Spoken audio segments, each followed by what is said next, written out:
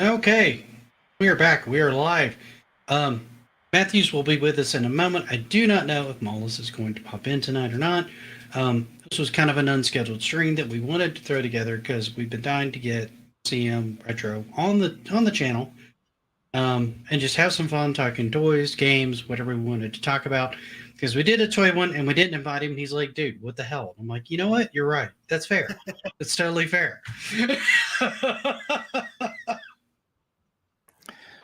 This may work, it may not. I don't know. I don't think it's working. We're gonna find out, man. It's one of those nights. Sorry, I'm trying to pop. Apparently Thursday is curse night for like me and Rob, and CMRetro's fine. Well, at least you're live. I'm like, I'm watching myself be maybe 10 or 15 seconds behind. It's pretty sick.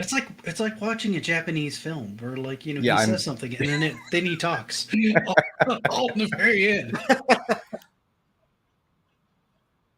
Maz is here. Wow. What's up, Maz? I hope it catches up. We'll find out. I don't know.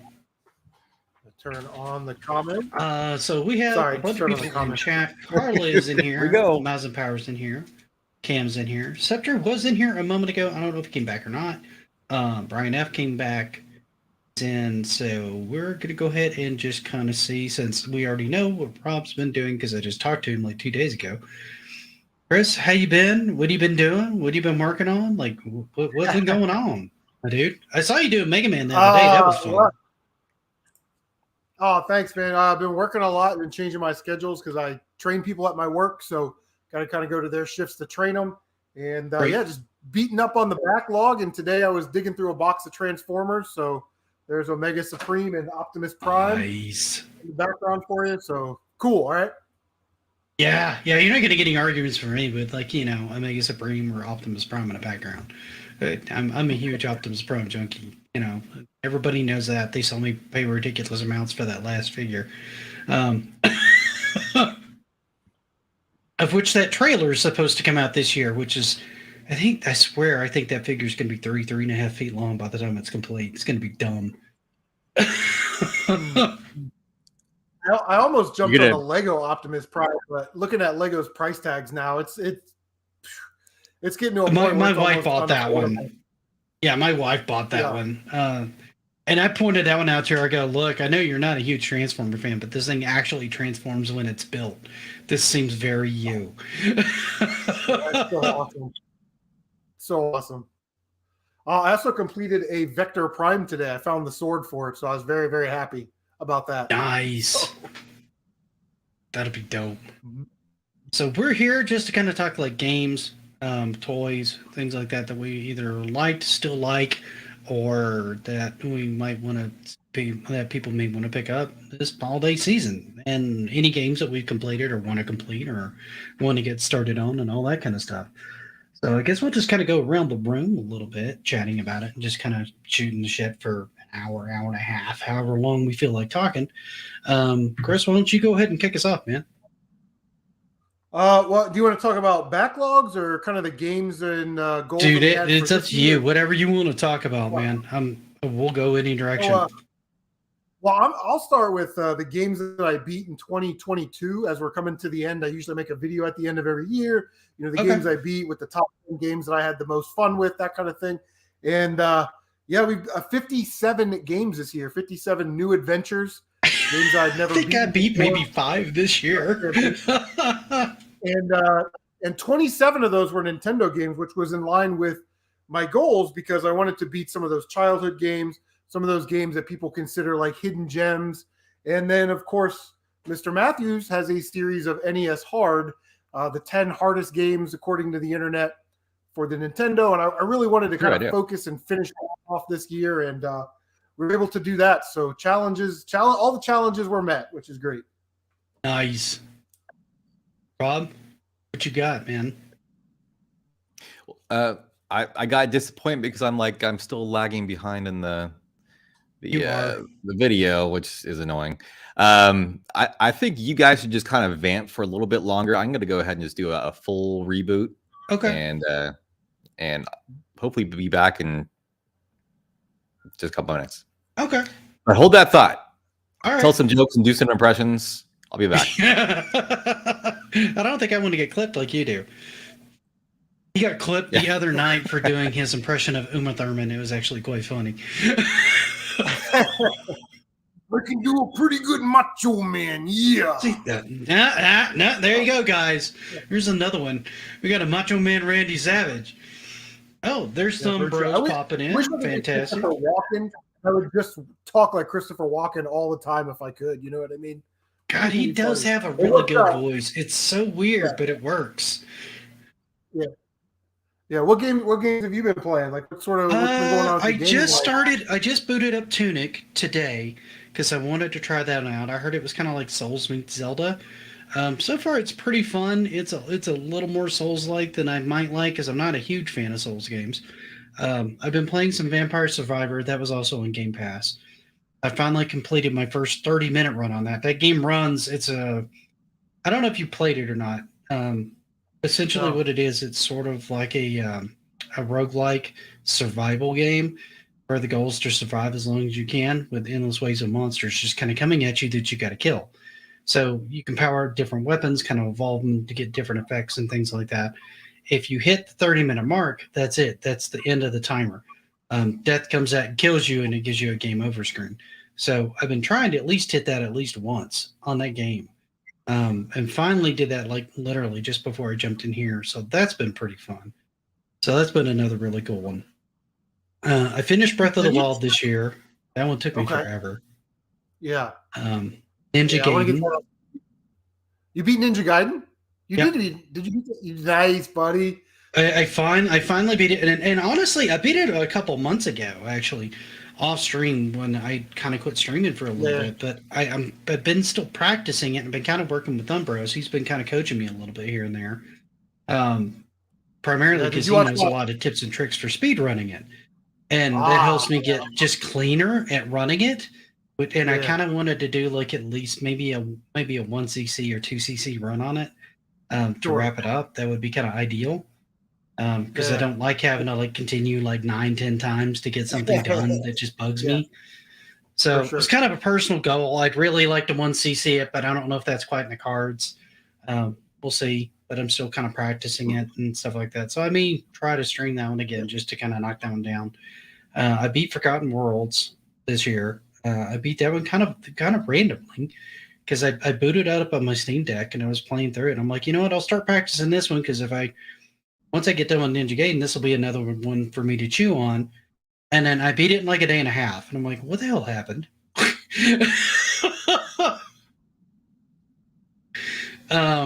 Those are the three main ones I can think of that I beat. I think I beat the Ghostbusters 360 game, but I can't remember if I beat that this year or not. I can't remember if that was this year or last year. I want to beat Luigi's Mansion before the end of the year. To play that one, Luigi's Mansion 3. Do what? What was that, Chris? I started to play that Ghostbusters game. But I didn't finish it. I got like the first level, you know. Which one, the 360 one or the Genesis? Because they're both really good. Yeah. The one on the 360, I have that one in the collection somewhere. And then I started playing it and I couldn't get very far in it. And I was like, you know what? This game's still going for like $20. So I threw it up on my eBay store and sold it. That's fair. Like, That's fair. But I need to play more. I quite liked that game. I had a lot of fun with it. It was pretty much supposed to be Ghostbusters 3 when they wrote it because Dan Aykroyd and Ivan Reitman worked together on the story for it. So it was technically supposed to be Ghostbusters 3. That was the way they were going to like wrap it up. Scrambles is in the chat. I'm sure it's probably pretty cool once you get into it, you know? It's a little tricky to start, man. There's a lot of mechanics. There's a lot of weird stuff in it. But it feels the most like Ghostbusters, I think, out of any of the games that I've played so far. I haven't played the new one. They had a new asymmetrical one that dropped where one person plays a ghost and a bunch of people play the Ghostbusters. And I haven't played that one. They're supposed to have a VR one coming out this year. I never did get the NES one done. Yeah, I never played the NES ones. I have them both. I played it a little bit here and there, but it wasn't all that fun. I'll be honest, it wasn't a very good game from what I could tell. Yeah. So those are the main ones that I can think of that I really did like kind of bust through this year. I'm trying to think if there's anything else I missed with. Yeah. Well, and it's like you watch videos on YouTube and it's like, oh, this game's bad, this game's crap, and this game's trash. And then you kind of play it and it's like, I didn't think Back to the Future was that bad. I didn't think Karate Kid was that bad. I love Silver Surfer. Jaws isn't the worst thing ever. Nightmare on Elm Street is awesome. You know what I mean? So it's like Nightmare on Elm Street kind of intrigues me. Jaws, I kind of want to get a feel for. It's such a weird game to start. Because it doesn't really have a lot of good direction. You don't really have a good concept of what the heck you're trying to do. So it's really weird when you first start it. No, I don't have the manual for Jaws, but really it's like you get those shells, you go to the right port, you get the beacon or whatever it is, the tracker, and you just keep going back and forth until you level up to about 4 or 5, and then you can take on Jaws. The game could last like 10 minutes, But I've heard that. I've heard it's either really long or really short. It just depends on one, luck, and two, like your skill level. Yeah, and like Nightmare on Elm Street, like LGN didn't like make that game. Rare made that game, and you can totally tell because it's a complete collectathon, like the N64 games.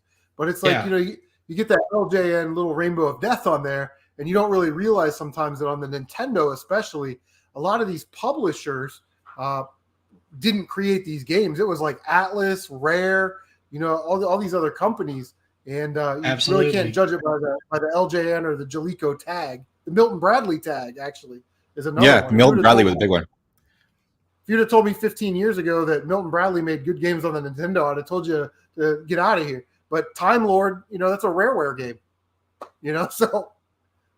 I don't know. Also, Abadox is under the. Sorry, I'm still lagging, but this is. Oh no, go. Actually, you're a lot better now than you were. It's a little bit better, so hopefully it actually finally catches up with those last couple seconds. But Milton Bradley published Abadox too, and that was Natsume. Yep. Natsume. So, yeah, for sure. And like you didn't realize that when you were a kid. You know what I mean? It's like.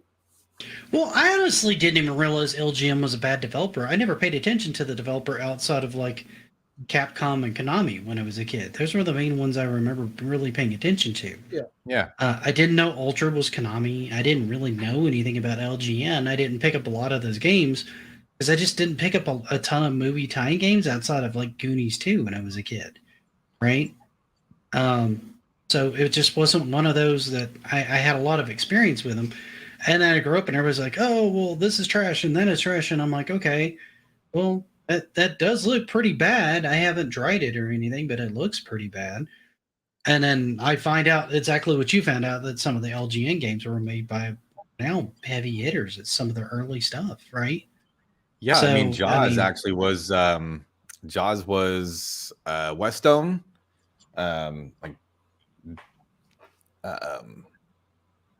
Trying to think of some other they're bigger, well-known developers now that were kind of nothing back then. Home Alone is a good example. It's not an LGN game, but that was Bethesda. So right. I have a hard time getting into Bethesda games. Like I've always kind of struggled with them. Like I want to like them because they look neat. But every time I get into them, it just feels like it's kind of flat, like a paint by numbers RPG kind of experience for me. And I always end up gravitating away from it. I beat, well, I don't know if it counts or not, but I beat it with a friend. Me and a buddy went through God of War, the PS4 one this year. That was a really good game. I really enjoyed the story on that. I know Matthews doesn't necessarily care for the gameplay on that one, but you did enjoy the story, I think, right? Really did. Now, did you play I guess what is called God of War 4, where it's the 2018 one, or the 2018 one. That's the one I played. Yeah. It was the story itself for that one was only okay. I mean, it was actually a pretty basic story. It was basically Kratos and Atreus just had to get to this mountain to spread the ashes. That was the plot. And the gameplay, I know a lot of people really, really, really love these games, and they're really, really well made games. I don't love the gameplay. I don't think it compares very favorably to the original God of War style games. But the characters are so well done, and the story, and just everything about the relationships that get built up on. I don't normally get sucked in just by the characters alone, but these God of War games did that for me. And Ragnarok, I finished that up. Oh, see you, Chris. He's here. No, he's not here. I don't. Technical issues continue. Ragnarok, I finished that up the other night, and that one definitely leaps and bounds greater than the last God of War game in terms of characters. I love all the characters in that one, that's too. fantastic because I haven't started Ragnarok yet. I picked up a couple of new ones recently, and I just have not. I'm like, okay, I'm going to wait on Ragnarok because I already picked up a couple because I picked up Sonic Frontiers that I want to start really digging into. I downloaded a bunch because I found an Xbox Series X, so I'm like, well, let's download a bunch of stuff off of Game Pass. So, like I was telling Chris, I tried out Tunic today, which is basically like an overhead Zelda with a little bit of a Souls bite thrown into it, for lack of a better word. But it also feels a little bit like it's kind of what I wish Breath of the Wild had been a little bit more of right now. Now, keep in mind, I'm still really, really, really early into the game, but I was exploring the open world, going through different areas. It felt like it was kind of an organic extension of the main world itself, not like a tailored dungeon. Went from a stick to picking up the sword, then managed to find the lantern, which allowed me to go into another area, which allowed me to get a shield. And, I'm sort of organically picking these things up that are kind of augmenting my tactics and my abilities and allowing me to explore areas more effectively than I could before. It's not that I couldn't go into them and go in there if I wanted to. It was just way too hazardous without certain items, right? So it's not like it's blocked off and you can't do it. I'm sure somebody could go into, because there's one called like the Dark Tomb, right? And it's completely black until you get the lantern. So I'm sure somebody can go in there and just wail on everything in there and do it by sound, and probably will, and just not pick up that item. And probably do it even with the starting stick. But can get these things to kind of make that approachable, right? And it's meant to be the more organic way you kind of get things. So it's sort of like taking the old Zelda and mixing it with what feels a little bit more like an open world and kind of combining those two facets together. And I kind of look at it and go, well, shit, why the hell didn't you do something like that with Breath of the Wild? Why didn't you get a grappling hook to help augment my climbing, or a boomerang or something? Where are some of the fun items that I got to play with in the previous Zeldas, or even new ones, that would make things a little bit more Zelda-ish outside of just the magical runes that you got. So that's Chris, been you played Breath of the Wild? What's that? No, he's stuck. Chris, did you play Breath of the Wild? I have not. I'm waiting to find it for the Wii U, which is the console able to get. I don't have a Switch. Well, my kids have Switches, but I don't have one. I feel like we're having so many issues right now. I feel like every time I go to talk to Chris, it's like we're interviewing somebody live in a hurricane, and there's like a 5-second delay. Yeah. I don't know. I mean, you guys are kind of glitching out, but I'm not seeing myself. It's weird, man. We're having a weird time tonight. Let's make it weird. Oh, Mike's here too. Hey, Mike. What's up, Mike? Howdy. Welcome. Okay. Sorry, I'm late. Right. No, you're totally fine, dude. I wasn't sure if you were going to pop in or not. We've just been chatting about like games we finished this year and which ones we might want to pick up or play, and that kind of stuff. So you can chime in anytime you want to, because we've been kind of going back and forth for a little bit. Yeah, hang on a second. Nick was and then the pre-show he was showing like G.I. Joe Classified. I'm having problems. Operation Blackout. One sec. And it wasn't a great game. It's kind of repetitive, but it looks great. You know what I mean? And my biggest problem with that game was you have this entire toy box of G.I. Joes, the figures, the accessories, vehicles, and it's like there's 3 vehicle phases, and they're all like little tank phases. You know what I mean? Like you could have had like a water. That's what bugged me about it. Is it looked like they were trying to do an Overwatch game with it, and I'm like, okay, I don't really need a G.I. Joe Overwatch right now. That makes me a little hesitant. And 2, I knew they were trying to go the classified route, which isn't necessarily a bad thing, but the roster was, like you said, really small. And I'm like, yeah, because it was limited. The only characters you could play as, it was limited to the characters that were available on the store shelf as action figures. and everybody else that was in the GI Joe universe was in the cutscenes. You know what I mean? So you couldn't play them. It was. And I think the servers on that got pulled down already, didn't they? Didn't he already take that down? I don't know. I didn't play it all. I just played through the story mode. I found it at GameStop, the gold edition or whatever, and it was like $4.99, and you get a $5. So I got it for free. You know what I mean? Okay, use my $5 I would pick it up for free. I mean, heck, why not? Yeah. Which game are we talking about? Tell you what he's talking about Operation Blackout. It was a G.I. Joe like team shooter game that got dropped. I want to say early this year. There's a single player story mode. Yeah, there's a single player story mode for it that I didn't even know about till Chris just mentioned it. It looked like an Overwatch clone that didn't look as fleshed out, and that's what made me nervous about picking it up. I'm like, I would love a good G.I. Joe game because there's two on the NES that I think are actually pretty solid. I haven't gotten too deep into them, but they're fun to play every time I pick them up. And then there's the arcade one that I played through after I saw Chris play through it on stream, and that game's amazing. That G.I. Joe arcade game's phenomenal. That is like that behind view endless runner style game. Yeah. Yeah. That thing's fun, dude. I love that game. I just stumbled across that. Somebody was like, I was streaming one night, and they're like, play some arcade games. So I just started scrolling through the arcade, and I was like, there's a G.I. Joe arcade game? And that's how that happened. But yeah, it's super awesome. And you can beat it in like 20 minutes. You know what I mean? Yeah, I think I went through it in like 20, 25 minutes because I don't think I was as good at it as you were. And it realistically, it's meant to be a quarter muncher. It's not meant to take that long. It's just meant to eat a lot of your money.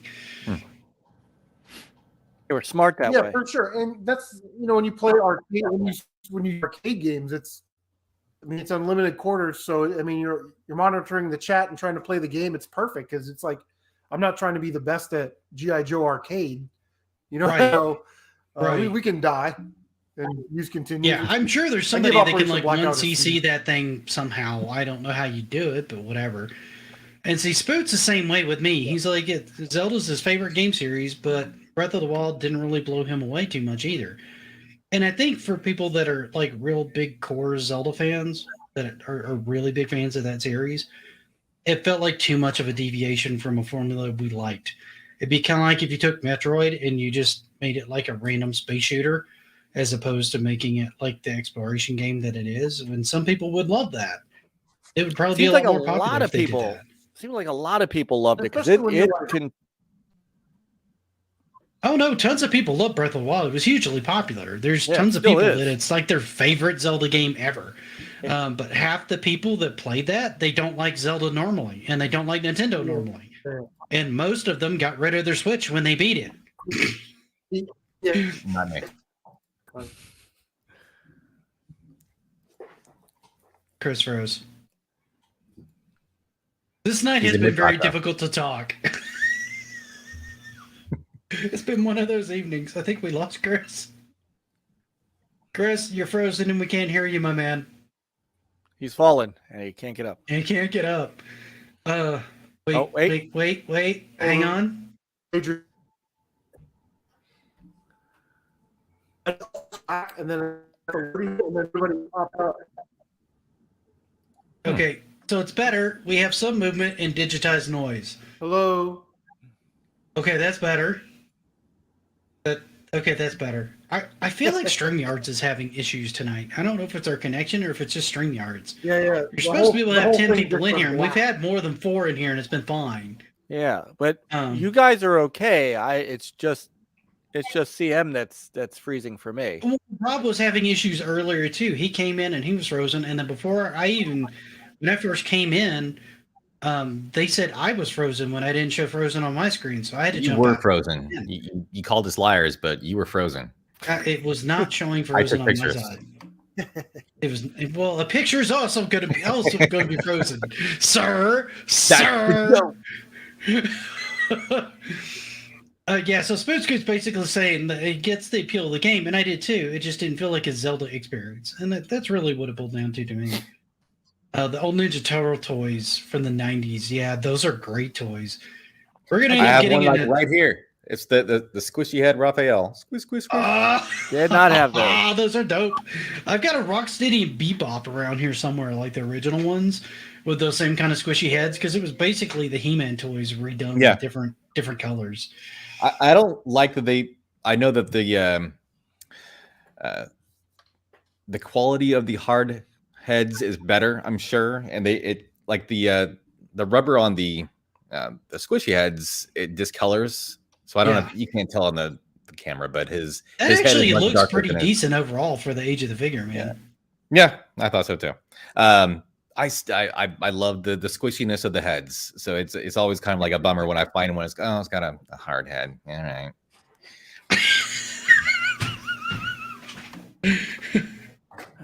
But yeah, I just randomly brought in the squishy head Ninja Turtle by Mr. Matthews. I don't know why I just grabbed this box. I thought we were going to be talking about toys, so I just grabbed we are, but Chris also wanted to talk about backlogs and games that he beat and stuff like that. So that's kind of why we just sort of went a direction. It didn't really matter to me what we started. Yes. Oh, I could spend a whole day talking about backlog. Yeah, my game collection is the backlog. Yeah. Or what are your gaming goals for next year, since we're getting close? Oh God. Well, I'm thinking I'm probably going to start another. I'm leery about doing it because I kind of want to start another hard NES game or Genesis game, like Ghosts and Goblin or Ghouls and Ghosts came to mind. Yeah, don't play Ghosts and Ghosts. I'm very leery about Ninja Gaiden 2 because Ninja Gaiden 1 was so crazy hard. Super C's been kind of on my mind a little bit. I've been playing Mike Tyson's Punch Out off and on, but I can't seem to regularly get down Soda Popzinski to be able to push any further. And I have my doubts that I'll be able to beat Tyson on emulation. So I don't know if that's a good game to really focus too much on, honestly. Yeah. I definitely want to finish stuff like Sonic Frontiers. Ninja Gaiden 3 wasn't that hard. See, everybody tells me like 3 is one of the hardest ones. That's what I'd heard from like, everybody, multiple people. 3, it was so easy. I kind of see the smirk from Chris, so I feel like he's just like punking me right now. Like he's trying to get me to play it. Honestly, I didn't think 3 was that hard. I actually thought 2 was a little bit harder. I just thought 2 was too gimmicky with the wind level and the lights off level and the water pushing you down level and the ice level. It's like Ninja Gaiden's not supposed to be about, conquering elements. It's supposed to be about platforming and tough enemy place, selecting the right weapons. And right. I didn't like 2 at all, to be honest with you. And I thought it was harder. I thought 3 was pretty easy. I beat it in a couple days, and I didn't find it like Silver Surfer, which wasn't too terribly difficult in and of itself. Silver Surfer's another one I kind of want to dig a little bit more to, because both you and Matthews talk it up a lot. And then you guys agree that the enemies don't respawn. Oh, that's kind of cool. Matthews, and also you can see the item before you bust them open in the yes. You're talking about 3, right? The item is going to drop. Yeah, so in 3, there's no surprise as to what's going to be coming out of the lanterns and stuff. Oh, okay, that's actually pretty cool. Yeah. So it's just learning. It's just learning those at that point. Yeah. And it usually gives you the weapon that you need right before you need it. Like it's really good at like dropping these weapons in very strategic places. So there's not really as much like with Ninja Gaiden. There was a lot of urgency to just hold on to this, the spin slash, or hold on to the fire wheel into the right moment and carry it all the way to the stage so you can finally use it.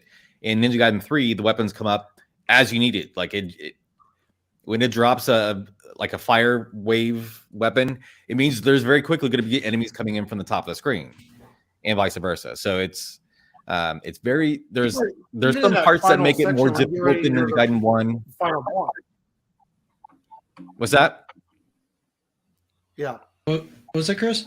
Yeah, because you can like cling on things on the bottom of things, but you can't attack with you. That's kind of a bummer. But like Mr. Matthews' boss battle, they give you Art of the Fire Wheel, which is what you use. You know what I mean? So they give you the weapon you need as the last thing you slash as you go into that final boss room. I didn't think it was difficult. It's awesome. It's a great game. It is a great game. See that makes me feel a little bit better because Ninja Gaiden. My biggest problem with Ninja Gaiden is it seems like there's sometimes like a hair's breadth you'll get like the timing just off by like a step, and it throws the entire gameplay off. Or you'll run in, and you'll have a little bit of bad randomization, and things won't move the way you're used to them moving, and you'll either have to adjust to like game plan C or D. Because A and B aren't going to work now because that's like, you found your primary weapon and you're coming with like no weapon, and then you got to find the weapon that you need there, right? That kind of gameplay. And so you have to kind of readjust everything or just, push through it and pray to God you don't take too much damage because everything's moving in a weird way. Like something extra will spawn where it's not supposed to spawn, or the axe thrower guys will just go freaking crazy. Like almost seems like they're homing in on you with every throw. That kind of weirdness, right? It will just, sometimes it doesn't happen, sometimes it does a lot. And it's very frustrating when it does that because it's like, okay, I did this fine the last 5 times, and now these last 3 runs, what is going on, right? Everything feels different timing-wise. What changed? Because I didn't change my game plan. So what changed? So I'm hoping these aren't my words. A YouTube video, and this guy said that Ninja Gaiden is essentially a dance with death, and if you're off by 1 step or you're by a step, you will die. You hesitate in the wrong second, you move fast, and that's referred to as the Ninja Gaiden standard. When you jump from platform to platform, you expect certain things to happen, and you just have to remember that when I jump this time, something's going to try and fly and hit me. When I jump this time, I'm going to have to attack an enemy real quick. When I jump this time, something's going to come up from above or from below and chase me in a wavy pattern. You just have to kind of remember those. You know what I mean? If you're off, you're gonna die. Well, and a lot of it always feels like gameplay flow. Like Ninja Gaiden, particularly that game especially to me, feels like it almost has to be speed ran. Like it's the only way to effectively run it. Because if you don't keep that cadence and just go like completely balls to the wall nutso with your pacing on it, you're going to die. Like it will just overwhelm and kill you. Because it's not a game that's meant to be played methodically and slowly. Yeah, you can't do the jump safely. You have to just charge like a maniac almost the whole time. Like most of the time when I'm playing Ninja Gaiden, with the exception of a couple of spots, I never stop running. Yeah. You don't stop running. And like Mr. Matthews and I were talking, this week and last week about Ninja Gaiden 3. Once you get to stage 7, which is the final stage, and you start a timer that you have to carry through 7-1, 7-2, A, B, C, and D, 7-3, A, B, C, and D, and then the 3 boss fights. And the only way to get through that is to collect the protective fire wheel in 7-1 and just ride that all the way through. You can't die. You can't accidentally pick up another weapon. That's the only way to no death run that game, because you just do not have enough time. You'll get to like 7-3A, 7-3B, and you'll run out of time to the final boss. When I played it for Let's Play the Classics, but I had like 10 seconds left. You know what I mean? So you're gonna take a death right there. The best I did was a 1 death run. I died because of time, and then made it back up there on a full timer and finished off the 3 boss fights. So. Whoa! The new guy isn't wearing a tacky holiday sweater. We're gonna show you running. I don't have it. I don't know. Rab has not gotten me an ugly Hanukkah swetter, so I'm not wearing. We're only at like 50% on this, and they do make ugly Hanukkah sweaters. Yes, like they do. Sure they do. Yes, they do. Trust me, I have seen them tomorrow. I have seen them. I have seen them. Yeah. So, Mike, what have you got as far as backlog of games you're playing? And then we should probably switch to toys for a little while too. I don't care if we flip back and forth. I just want to make sure we kind of cover both because it's fun to cover both. Isn't a backlog stuff I haven't gotten to yet? I don't care, man. Stuff you beat, stuff you want to beat, stuff you're looking forward to playing, stuff you're going to play the next year. Just start talking. Lord, man. Start talking. Good Lord, man. Good Lord. What's up, CM? All right. What's up, Rad? Rab takes a lot of shit on the internet. I actually like Rab. He's a nice dude, man. He's always been nice He's a to nice me. So I don't guy. know why. He's I all don't know right. why I all the guess. hate. I tried bringing on a quiz show with him though. Oh, he'll kick your ass Yeah. in a quiz show. That's what all the hate's about. That's where the hate comes from. Yeah. So. Oh man, why I just finished. I have not played much in the way of big AAA games recently, so I just finished Death's Door, and in my backlog of games are half of Sony's collection. So, HTK from my show now got me back on the you should get the God of War Ragnarok train, but when it goes on sale. So I've heard really good things about that, man. I'm only holding off on it because I picked up a couple of other games in the interim, and I'm like, I need to play some of these first. I know that's where I'm at. Plus, Game Pass is just Game Pass, so I'd rather play games that I don't have to pay full price for because that's just how I am. Because I'm old and have 3 kids and not a lot of disposable income. So, I mean, my backlog is pretty much everything else that's in Game Pass. So That's fair. there is that. That's fair. I booted up Tunic for the first time today, by the way. It's See, actually pretty good, but it's definitely got that Souls bite to it, man. Well, see, Fastback said it was more like Zelda to him than anything else. It is. It feels like a more open world organic Zelda. Right? Like if you were to take a lot of the items out of the dungeon and put them in the world and then you have to work your way to them, that feels more like it. Like it's not like a dungeon kind of game that I've seen. Right? It feels like everything's an extension of the world. And then you start either pushing past where you should have gone and found an item and you come back and you go, oh, this would have made this easier. Or you kind of organically go hunting it out to make other parts easier. But it's fun. No. So, I mean, that's a game that's on the list. I'd beaten Halo Infinite's campaign, but now I'm going back through it with Peter and Chris because now the campaign co-op is there, so we've been running through that. But I mean, 2023 is what I'm at this point looking straight ahead to. Redfall, Starfield, Forza Motorsport, at some point in 2023, I'm going to get the Atari 50th collection for the Atari VCS, and I'll finally get to play that. It's getting sillier the longer that's not out. I'll be honest. I don't get it. I don't get it, and I don't want to bug. Modern or retro? Say again? Do you kind of focus more on, do you say like retro, like Nintendo and stuff? It depends. Honestly, I get into phases. So I will go. I do both. So in my in my collection of consoles, I have my beloveds, my Sega Saturn, my Sega Dreamcast, my OG Xbox. I have an Atari VCS that I was able to get on that $99 sale. I've got PS5, Xbox Series X, which both of those I got by sheer luck when they were, during launch time.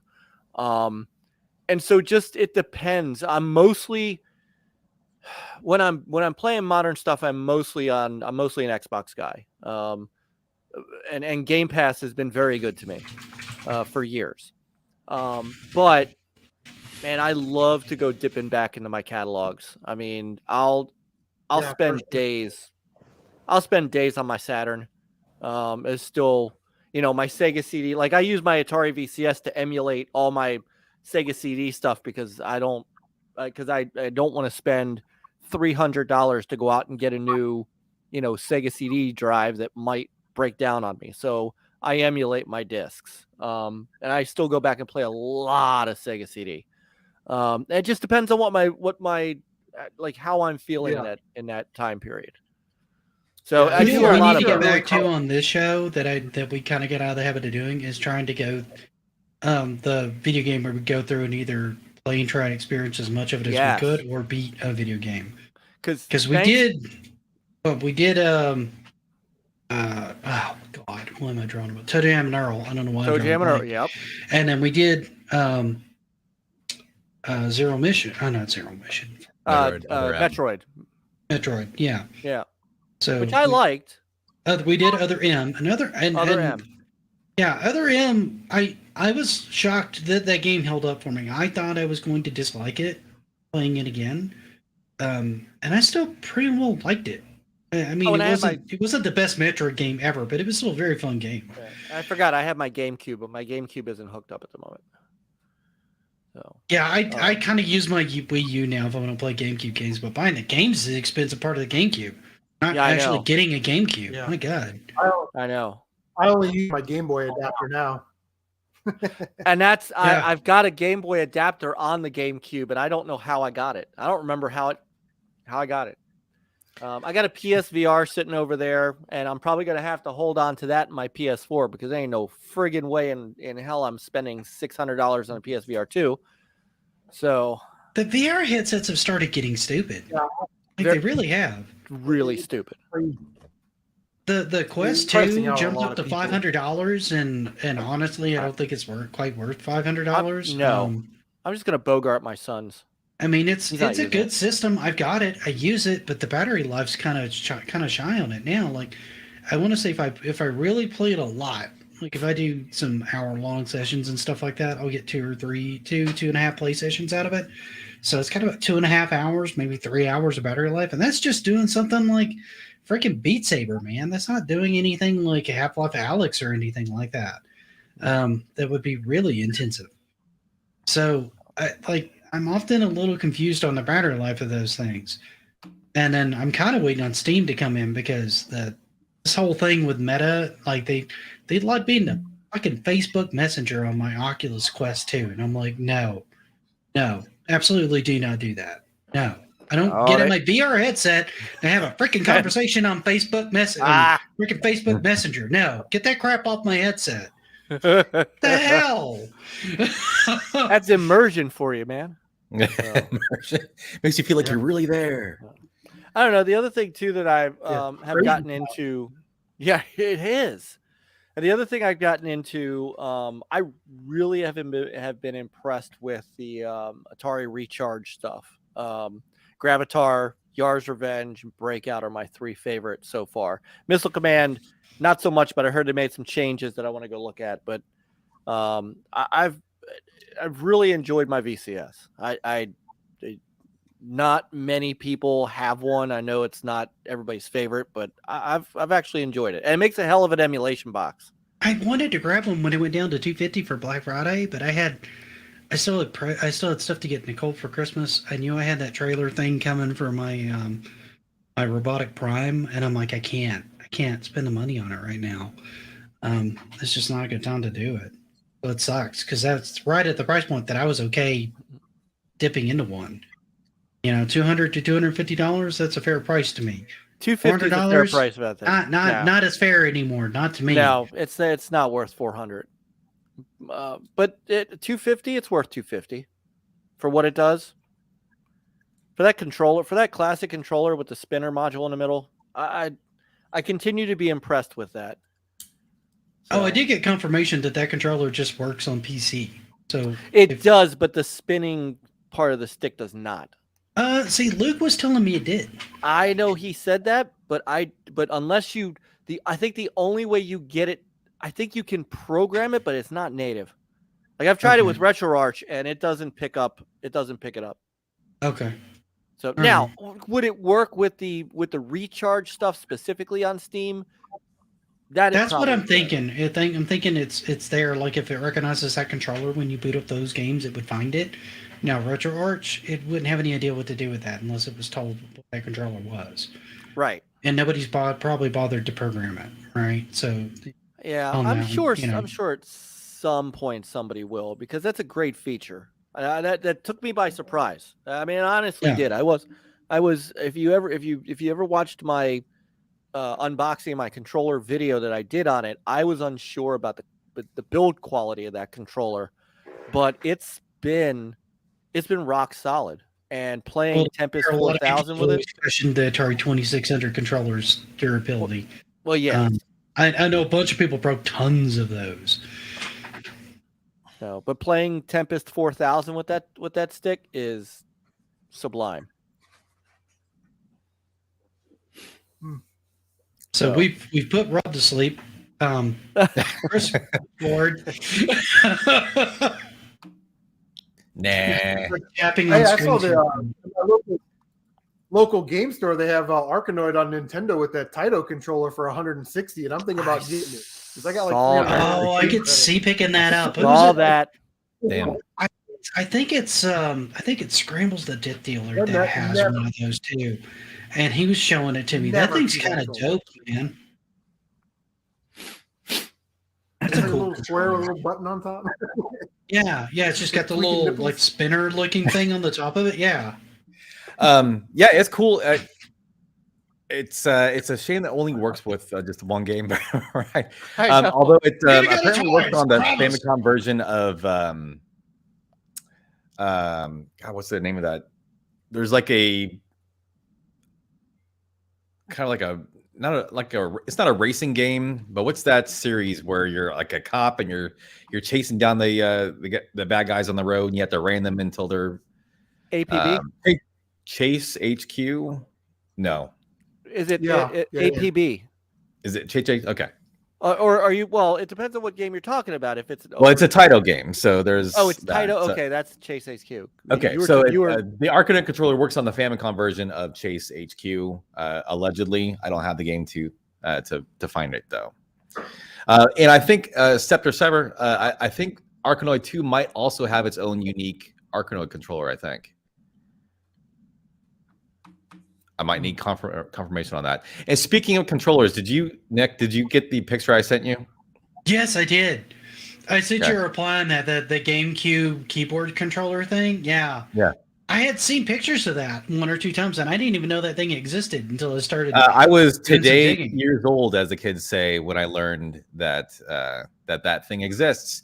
And of course, I was immediately, I want that. And then I went on eBay and I was like, I don't. I don't want it I don't anymore. I don't want it that bad. Crap. I thought maybe, if it's like 20, 30 bucks, I'll go ahead and pay shipping from Japan to get it. Well, Nick $200. did that video about the sword controller, and I was like, I love PlayStation and I love samurai games and swords. And I went and looked on. I was like, look at that price on eBay. I was like, Yeah. Yeah. No, that's why I said it was like $800-900 on eBay aftermarket. It got stupid, dude. They only made like 5,000 of those total for the States. So yeah, they got stupid really fast. And I kind of didn't even kicked know that myself for not existed. picking up the Resident Evil 4 chainsaw controller when it was still on sale at GameStop. I imagine that is probably pricey Yeah, to I try remember- to I buy. kind of want to do a video on that one too, because that one looks fun also. I Oh, remember you seeing got that one in a like box? 6 years ago in the block at the store, and it was like $50. And I was like, who the hell Yeah. going to pay $50 for a stupid GameCube controller? Well, see, at the time that I saw it, I wasn't really into the Resident Evil games when that was being actively sold. So I didn't play Resident Evil 4 until just before it actually got released on the Wii, or re-released on the Wii or whatever. So I came pretty late to the party. Scepter, you talked about the chainsaw He's talking controller? about the Arkanoid controller, I think, is what Okay. he's talking about. Yeah, I think isn't it like blue or something? I did see that it does look better than the first one. I'm assuming that's what you're talking about. Yeah, I think that's what he's talking about, because I'm having trouble following our conversation somewhat, so I think the chat's just kind of doing their own conversation, because we're breaking up here and there, and it's kind of getting difficult for both us and chat to follow, I think, sometimes. Yeah, that's what I was thinking. It was almost the same color as the Super Game Boy 2, which I also want. But no, I did see that one, and I do want to do. I think they brought that controller out specifically because I think they had. Yeah, that was cool.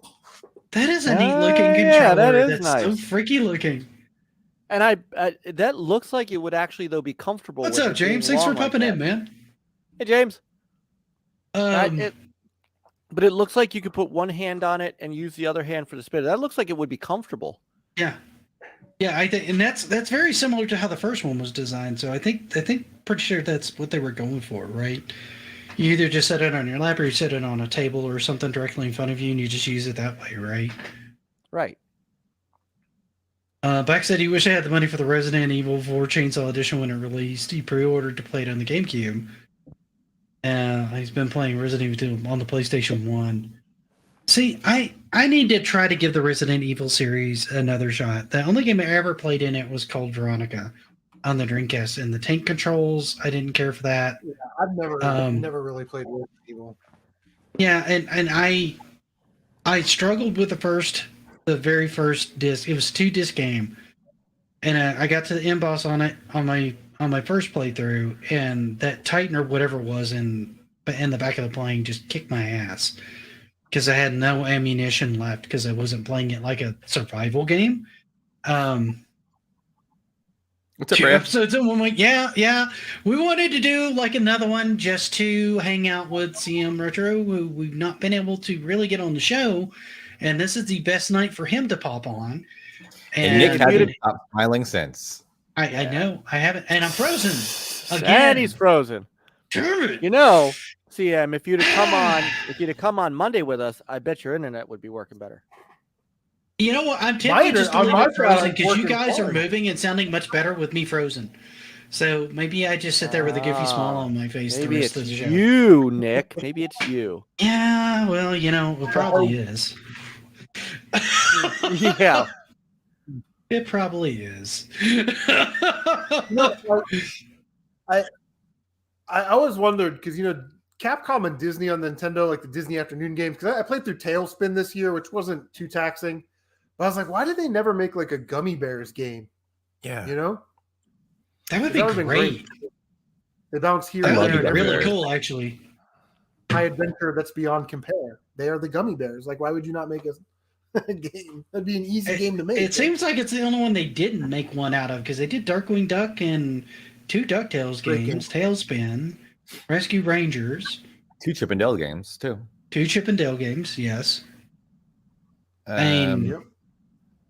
Goof Troop And I on don't Super. remember exactly when Gummy Bears was out. It predated DuckTales though. I remember watching on Saturday mornings. I just don't remember exactly what year that was. So was the NES out when Gummy Bears was on the air? I want to say so because I want to say it came on, or I want to say the Smurfs was on at the No, same it's Gummy time Bears the Gummy we're Bears were watching. on. Like I want to say I watched them both on Saturday, like kind of back to back kind of thing. So it'd be like Smurfs or Snorks and then like Gummy Bears.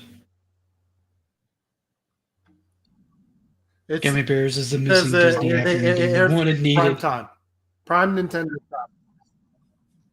Yeah, Prime Nintendo 86, time. 87. That would have been like at the very, very height of Nintendo's popularity. I guess it would have all depended on when Capcom got the Disney license. So, because they didn't really get that good until a little bit later. So it might not have, even if the Gummy Bears came out on the NES, it might not have been developed by Capcom. So That's true. might have That's been such a Hudson, weird time. honestly. because, like, they're figuring out, like, they're trying to port these arcade games over to home consoles, and Nintendo's trying to do their own IPs, but there really wasn't a playbook. So you get like these awkward games like the 1940 series. I don't know. It's just where high scores are important, and if they're not really important in Nintendo games unless they give you extra lives or continues or something. Yeah. Trying to get rid of this spammer while you guys are talking. I think we all got him. Rab got him. You guys get him? Okay, good. Oh, the spammer. I miss the spammer. But my gaming goals next year are to play more 16-bit games. Like I just didn't play a lot of Super Genesis games, so that's one of my goals is to focus on that. Anything in particular? Anything in particular you're looking at? Well, I really need to like dig into the Super Library. Like I haven't really spent any time with Metroid, Castlevania, those big sort of heavy hitter type games in popularity on the Super Nintendo. I have a small Genesis collection. I want to play Star Trek: The Next Generation because I like TNA a lot. That We got was a lot of good shooters game. and some platformers back there, but yeah, I just kind of, when the Super Nintendo came out, we all played, Mario and the sports games and Mario Karts and maybe like one or two, like Mega Man X or something. But, I was like 13, 14. So it was like sports and outside and running around and what kind of shampoo was she wearing? You know what I mean? Like, it was crazy town. Getting into girls. See, I'm gonna grab a drink. I'll be right back. I still remember getting through like Castlevania 4, Super Metroid, To the Past. I managed to get through all those. I got through Final Fantasy 2 and 3 on the Super Nintendo, which is actually 4 and 6. I made it through those. Secret of Mana, I beat that. I was a big Super Nintendo kid more than Genesis kid when I was younger. And that's still kind of that way to today. I've never beaten a turn-based RPG, so like that's sort of like a sub goal is to like play. There's a lot of really good ones on the Super Nintendo, man. Chrono. Most people swear by Chrono Trigger. I struggle a little bit with Chrono Trigger, but that one's supposed to be one of the best ones on the system. The Final Fantasy, Secret of Mana. The Secret of Mana is not really turn-based. Evermore. But there's a bunch of them. I have a lot of those games. I've just never played them, Yeah. And turn-based RPGs sort of intimidate me because it's like there's a lot of like crafting and grinding and do this and do this. And I don't want to screw anything up by combining. Old ones, there's not really crafting. There is grinding. There's not crafting though. And then immediately regret it. Take a look at so since you talked about 16-bit. On the Genesis, take a look at Buck Rogers and Planet Zoo. Buck Rogers and the hell is it, that one? That's an RPG that actually is really it's Western centric. Give me one sec. I'll tell you what it's actually called. And it's actually really good. Countdown to Doomsday. It's actually really good. That's that's a really good. That's a good one too. That's not an RPG though. It's not, but it's a good. It's a game. good game. It's just not an RPG. All right, what do you got down there? All right, see, I'm an old Sega man, so talk to me. Oh, this is an Before RPG, right? Legend of Galahad or something? Is that an EA? RPG? Yeah, that's EA because that's got the side thing on it. Legend. Like I've never played them. I have a lot of shooters for Genesis, not a platformer. Predator, Boogerman, Mickey Mouse, E-SWAT, Wings of War, Soul Beast. What Mickey Mouse game? The Castle? Mickey Mania. Oh. I heard that one was meh. I liked it. So the Castle of Illusion one is the one I hear the best about. Castle of Illusion is the best one I played. I'll show you something. Now this is the point to where Mike goes to his collection and has to walk away. I got Team USA basketball with the limited edition poster, and it says I heard that one was really good. Limited edition, and this is number 26,063 out of 100 million, I guess. I don't know. Oh, Team USA basketball. I had that. So I have see. I really liked Mickey Mania. So I have it on Sega CD, and I actually got. So it's funny you say it was Nick, because one of the guys that worked on Mickey Mania was David Jaffe, and he said he hated the game. That's just what people had told me. I've actually not played it, so I don't have an opinion. But I got David to sign the book for me. So nice. Yeah, I'm gonna pop out and pop back in. Okay. You guys are chatting Genesis. I will be back. I can talk Genesis, just not as well as you two guys can. I'll be right back. I can talk Sega all night. I am aware. I will be back. I got that one for $5. That's a great game too, Booger Man. Pawn. And yes, Scepter's right. Sega C. I got that for $5. That's one. You got that for $5 at a pawn shop. Like one of the first pickup. Was that a gunpoint? Because damn. No. And then I went No. to. Give me $10 for it, Chris. You're gonna let me double my money? I don't want to take your Double money. your money, dude.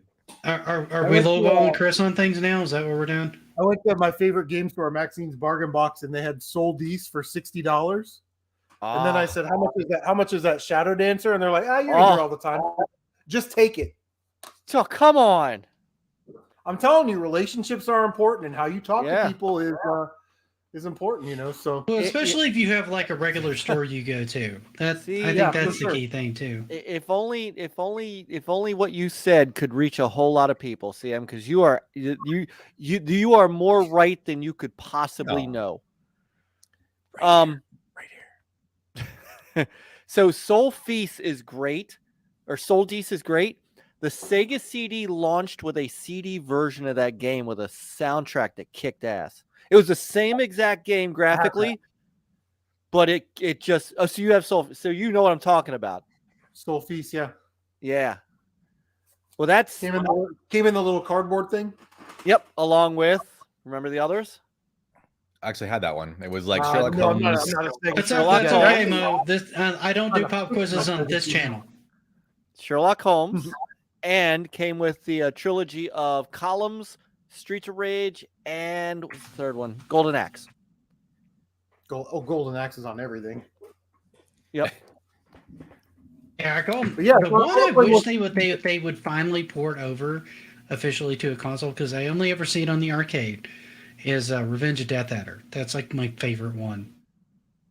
Who ported that? Revenge of Death Adder, as far as I know, it never got ported. It's on Arcade 1-Up on their cabinet, but I don't think it's ever got ported to a console. Let me look. You could be. I mean, you might be right. Last time I looked at it, I didn't see that it had gotten ported anywhere. I'd like to see it ported. It may not have. I'm just trying to. Because I've heard that. I've heard that over and over and over, but I could never remember if somebody had. Yeah, I guess not. Yeah, because Golden Axe 1, 2, and 3 were on the Genesis. 3 was technically only ever either in Japan or released on the Sega Network. Revenge of Death Adder only ever had the arcade release, as far as I know. Which they brought out on that Astro City Mini. I do remember that. Okay. So that would be the only way that you'd be able to get it in home without just emulating it, which is what I usually do when I want to play it. I just picked up the ROM because I'm like, well, if you're not going to sell it to me legit, I'll just emulate it. Sure, why not? And I haven't picked up the arcade 1-Up cabinet. Well, I haven't picked up any of those cabinets. I kind of want to pick up one or two of them, but that's the only other way I know to kind of legally play it is to buy the arcade 1-Up cabinet because it's loaded on there, along with I want to say 1 and 2 as well. I think they loaded 3 on there. I don't think anybody's missing that much by not having 3. So I think at some point we have to talk toys. We are an hour in. We should talk about toys a little bit. We can go back and forth, but I have made Rob feel bad for breaking out his toys and then not talking toys. We all talk toys just so I count. Just that was that. Yeah. Chris is the, I guess, one of the community toy experts, sort of. He's the only one of the group that actually has a toy channel. Yes. So that was one of the ideas of having him on, because our official toy episode would have been a perfect chance to actually have him on, but we didn't think about it at a time for some reason. So sorry about we that, didn't think about it, or it wasn't a good time. That's all right. The Micro Machines re-released a couple years ago, and I've just having a ton of fun, collecting those and getting back into Micro Machine collecting, because that's still something that you can go out there and find cheap. People know that their He-Man stuff, their G.I. Joe stuff is all worth a lot of money, but you can kind of go to garage sales and pick up, Micro Machines, or at your local thrifts or pawn shops. They may have a case of them laying around, and those vintage ones, if you can get them for $2 a piece or under, that's absolutely a good deal.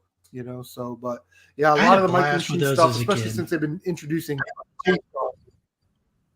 Yeah, it's a favorite toy line of all time. I think Lego is the best toy line of all time, just in terms of innovation and longevity and what they do. But Micro Machines is definitely my favorite because you can have so many of them and keep them in the area. They had the best play sets that could fold up and you could put them in your pocket. And then they started doing highways and byways sets of Jiffy Lube and Shell stations. It's just a really great product. And they used to have a bunch of them that would interconnect too. Like you could buy the small ones and they would interconnect into like a larger city. Yeah. And you could still get those for a reasonable price, still sealed in box, $40 and under. And there were only like 9 of them to start with. And I think they did like 8 or 9 more. But, if you were really into it, there's so much out there to collect that it's not like everybody's rushing to go get Micro Machines. And it's just these last couple of years. Like I got my computer sitting on the tub with an ultra fast pack that Mr. Matthews sent me right in there. And I'm like, man, that's so cool. Because they don't make box art like that anymore, Yeah, see, my big thing growing up was primarily Transformers. My aunt got me my first one when I was like a little kid on New Year's Eve, and I was hooked on them since. So that was my big thing. I had a bunch of GoBots too. GoBots were fun, just not as much fun as Transformers. And then my second line that I was really big into at the time was G.I. Joe. Now I had a bunch of Man and TMNT when those were out, but the 2 main ones that I loved the most were those 2 lines. Those were the ones I had the most fun with. And those are the ones I kind of gravitated back into collecting the most of as I became an adult, more than Micro Machines or anything else. Micro Machines was the only car line I ever got into collecting. I was never into Matchbox cars or Hot Wheels or any of those. I never got into those. But Micro Machines, those were a lot of fun. Yeah, they were. I had just a ton of Micro Machines when I was a kid. That was probably one of the last toy lines I was collecting before I kind of grew out of toys. And then grew back into toys like we all kind of now I'm back into toys. I only have one of my original Micro Machine cars remaining though, and that's the I showed Chris it. It's the blue Cobra with the opening doors and trunk. That one sounds dope. I don't think I ever had that one. Yeah, and that's such a pretty color too. It's like a very light color blue, and it's like almost like a sky blue. This is a beautiful Shelby Cobra. It's a great example. Very nicely detailed. And it just tragically shows the difference between the original Micro Machines and unfortunately the new Micro Machines that are they don't have the same love put into the I want to say the original ones had some metal, didn't they? The new ones, I don't remember having. The new ones that I've seen on Toy Freaks is that they're all straight up plastic, right, with plastic wheels. But I thought the old ones had some metal. There were a couple series that were metal. The new series, we've done 6, and then series cars. They were kind of. And I can't believe that it kept going. In fact, Walmart stock of Micro Machines. That you would go, it would be, 8 pegs across by 8 pegs, all Micro Machines. They didn't sell hardly any of those Micro Machines, and they put them on clearance for like $2, got rid of them, and Walmart got out of the Micro Machines business just before they started doing licensed cars with Bugatti, Chevy, GM products, Pontiac. So, the 4, 5, and 6 series are definitely a lot better than the first 3 series. That's for damn sure. Yeah. Well, a lot of the ones that I've seen on your channel, they seem like really good cars. It's just like, it's like anything else that you paint in plastic, right? If you look at it close enough, you're going to see spots where the paint went over here and there and stuff like that. And that happens on every figure. When you're looking at it, just holding in your hand, it looks great. Overspray and underspray. Yeah. Yeah, overspray and underspray, man. All toy lines. I don't know why they can't get I don't know, but with these Micro Machines, it's not good. And I wish they would just go to like flat black, and not like golden, because you can definitely see with the gold silver rims, when there's chips taken out of the paint, or it's like oversprayed, or they didn't spray it enough. It just looks like garbage. And see, like Mo, I'm a Hot Wheels, and I was actually more, and this is weird. I don't know why. I was more Matchbox than I was Hot Wheels back when I was younger. And see, if I was going to collect those when I was younger, it was always Hot Wheels because they always had more fun cars, right? Like I didn't care anything about having like a 1969 Camaro replica small tiny car. Yeah, see, I right? did. I wanted like the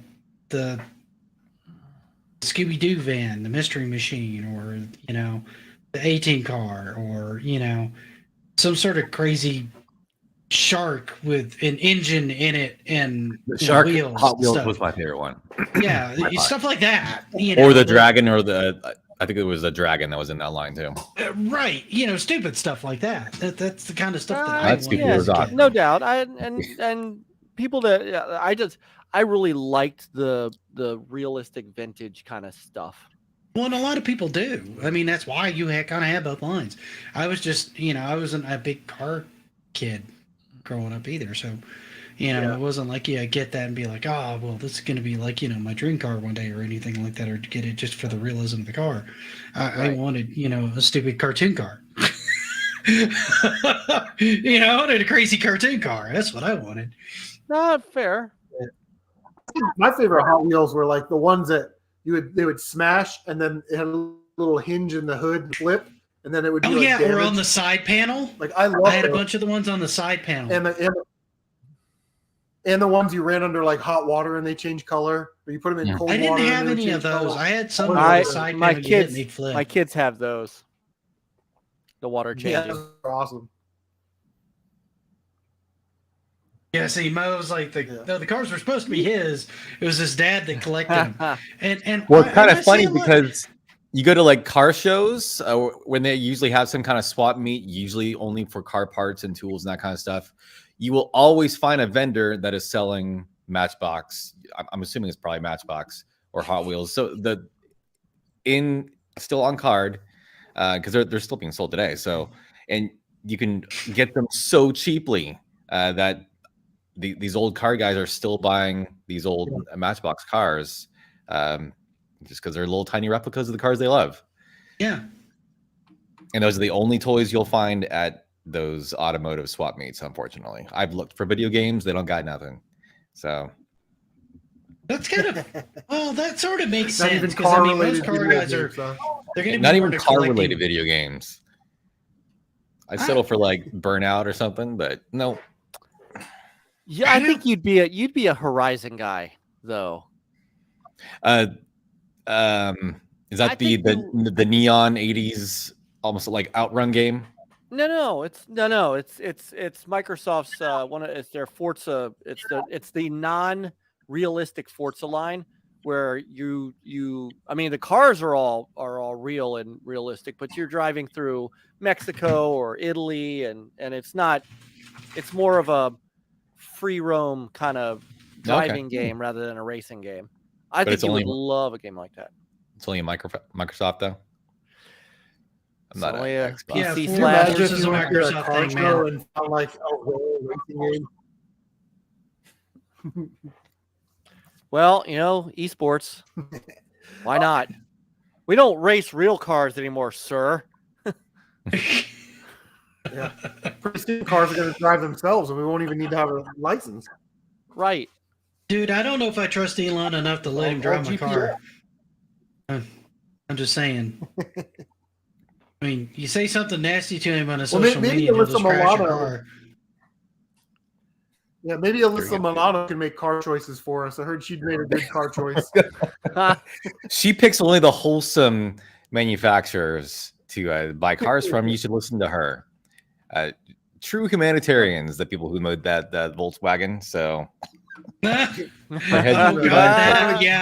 I forgot we had that conversation yesterday in his stream. I forgot about that.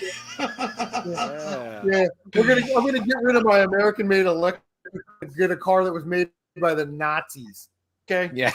Go woke. Get out of here. You're done.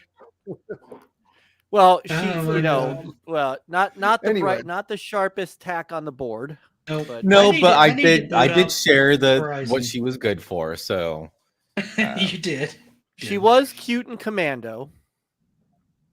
I did share a movie that she Anyway, was back to more than gaming. she did. So. Yeah, he Wolverine. leaked a more adult-focused movie that she was in '95. Yeah, what was, Yes, what, I remember that. what was the name of that again? Give me a pen. It was like Embrace the Vampire The or something like that. Embrace the Vampire, I think. Yeah. Vampire. Yeah, don't check my browser history. You get me in a DeLorean, but you'll never see me in the car again. Is that because you're going to hit 88 miles an hour, Mo? I don't even know if the DeLorean can hit 88 miles an hour. I mean, it was an all-steel frame. I don't know if that thing had the engine hit 88. I think it maybe hit 55. Toys and games for Christmas? Some of us deserve lumps of coal. I buy my own toys. If I get lumps of coal, that's just coal. I'll use it for my girl.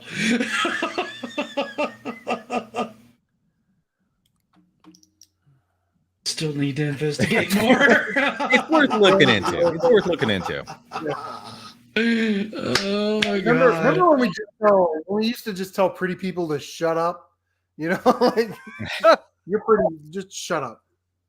Yeah, you can't do that anymore, man. Like, it just doesn't work anymore. Like we were they talking won't. about that the other day, like the celebrity focus of people now, and like the idolizing of like billionaires and stuff like that.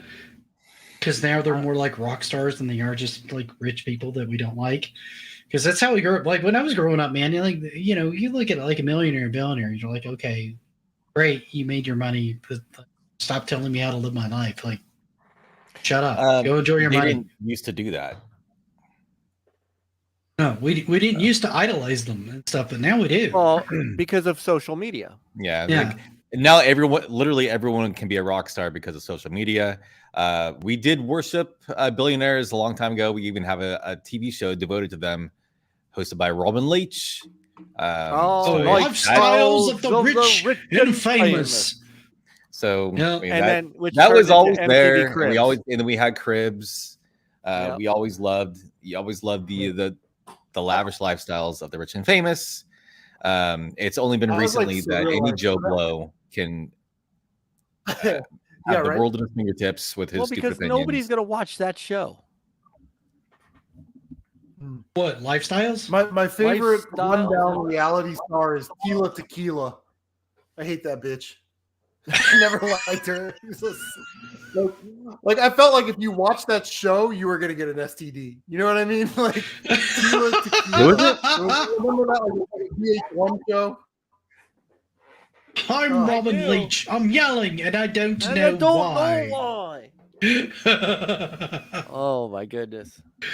Oh my god! But they won't all be on Twitter anymore. Where am I going to get my entertainment? Well, you can follow them over to Mastodon or Hive or Yeah, I've seen a bunch. Well, people were freaking out for a couple days because, and I don't know why. Like, okay, so he put out an ultimatum of like, hey, if you're going to stay here, sign this thing. And a bunch of people left because they're like, I'm not signing that. Okay, fine. So he lost like nearly half his staff. So he rightly shuts down the offices for a couple of days and removes people's access. It's like in no work days, he tries to figure out, okay, half my staff is gone. Am I going to have a major security breach or problem here? And everybody's like, oh no, Twitter's going to have a meltdown. I'm like, no, this is just him trying to keep somebody from melting it down to the ground. Yes. On their way out the door. Have you noticed? And it's just so funny because Twitter had 7,500 employees. They now have what? Maybe 1,000, maybe. And you notice that it's still up and running and good. what's up, Carlo? It'll work, man. We have the same problem at where I work. People don't want to come back. Everybody wants to work from home. And I'll be honest, man, I didn't want to go back in the office either. I mean, I'm back in the office at least 3 days a week. There's working from home, and there's There's being at home and not working at sometimes. work. Right. So my job, we don't have I'm in IT. We don't have an office. So I work from home. But I will tell you, I am, and Nick will tell you that my days are stacked. Like I get up out of bed at 8:30 in the morning, and I am in meetings until roughly 5 o'clock. Oh, there's Or days working and with weeks where I clients have nothing to do, and then there's like entire like years where I'm going. I don't have Can a I day when breathe now? Do I have time? I have not had a day where I haven't had a ton to do. So there's working from home and being A good narrative with productive, facts. but you saw videos of these folks at these and they were tweeting it out before Elon got there. Oh, this is my day at Twitter. I wake up, I walk the dog, I have some coffee, I sit for an hour and eat breakfast. All right, I might do about an hour's worth of coding. Oh, it's nap time. Yeah, you were necessary. CM got me started. We should get here about 9:30. I start back there, so Yeah. lumber. Nick is gonna. And then I just kind of space out. Nick's No. gonna regret You this guys are night. fine. I'll be honest. There's days where I have it easy on my job, and there's days where I'll go in. Like there was an entire year where I had like multiple panic attacks because I would go in, I would work from like 8 o'clock to like 5 or 6 o'clock in the evening. I would go into window at like 10 or 11 o'clock at night. I'd work till 5 a.m. in the morning. I'd wake back up by 11. I'd work till 6. I'd go back in window again, and I could not keep up, man. I literally had multiple panic attacks because I could not keep up with the workload coming in.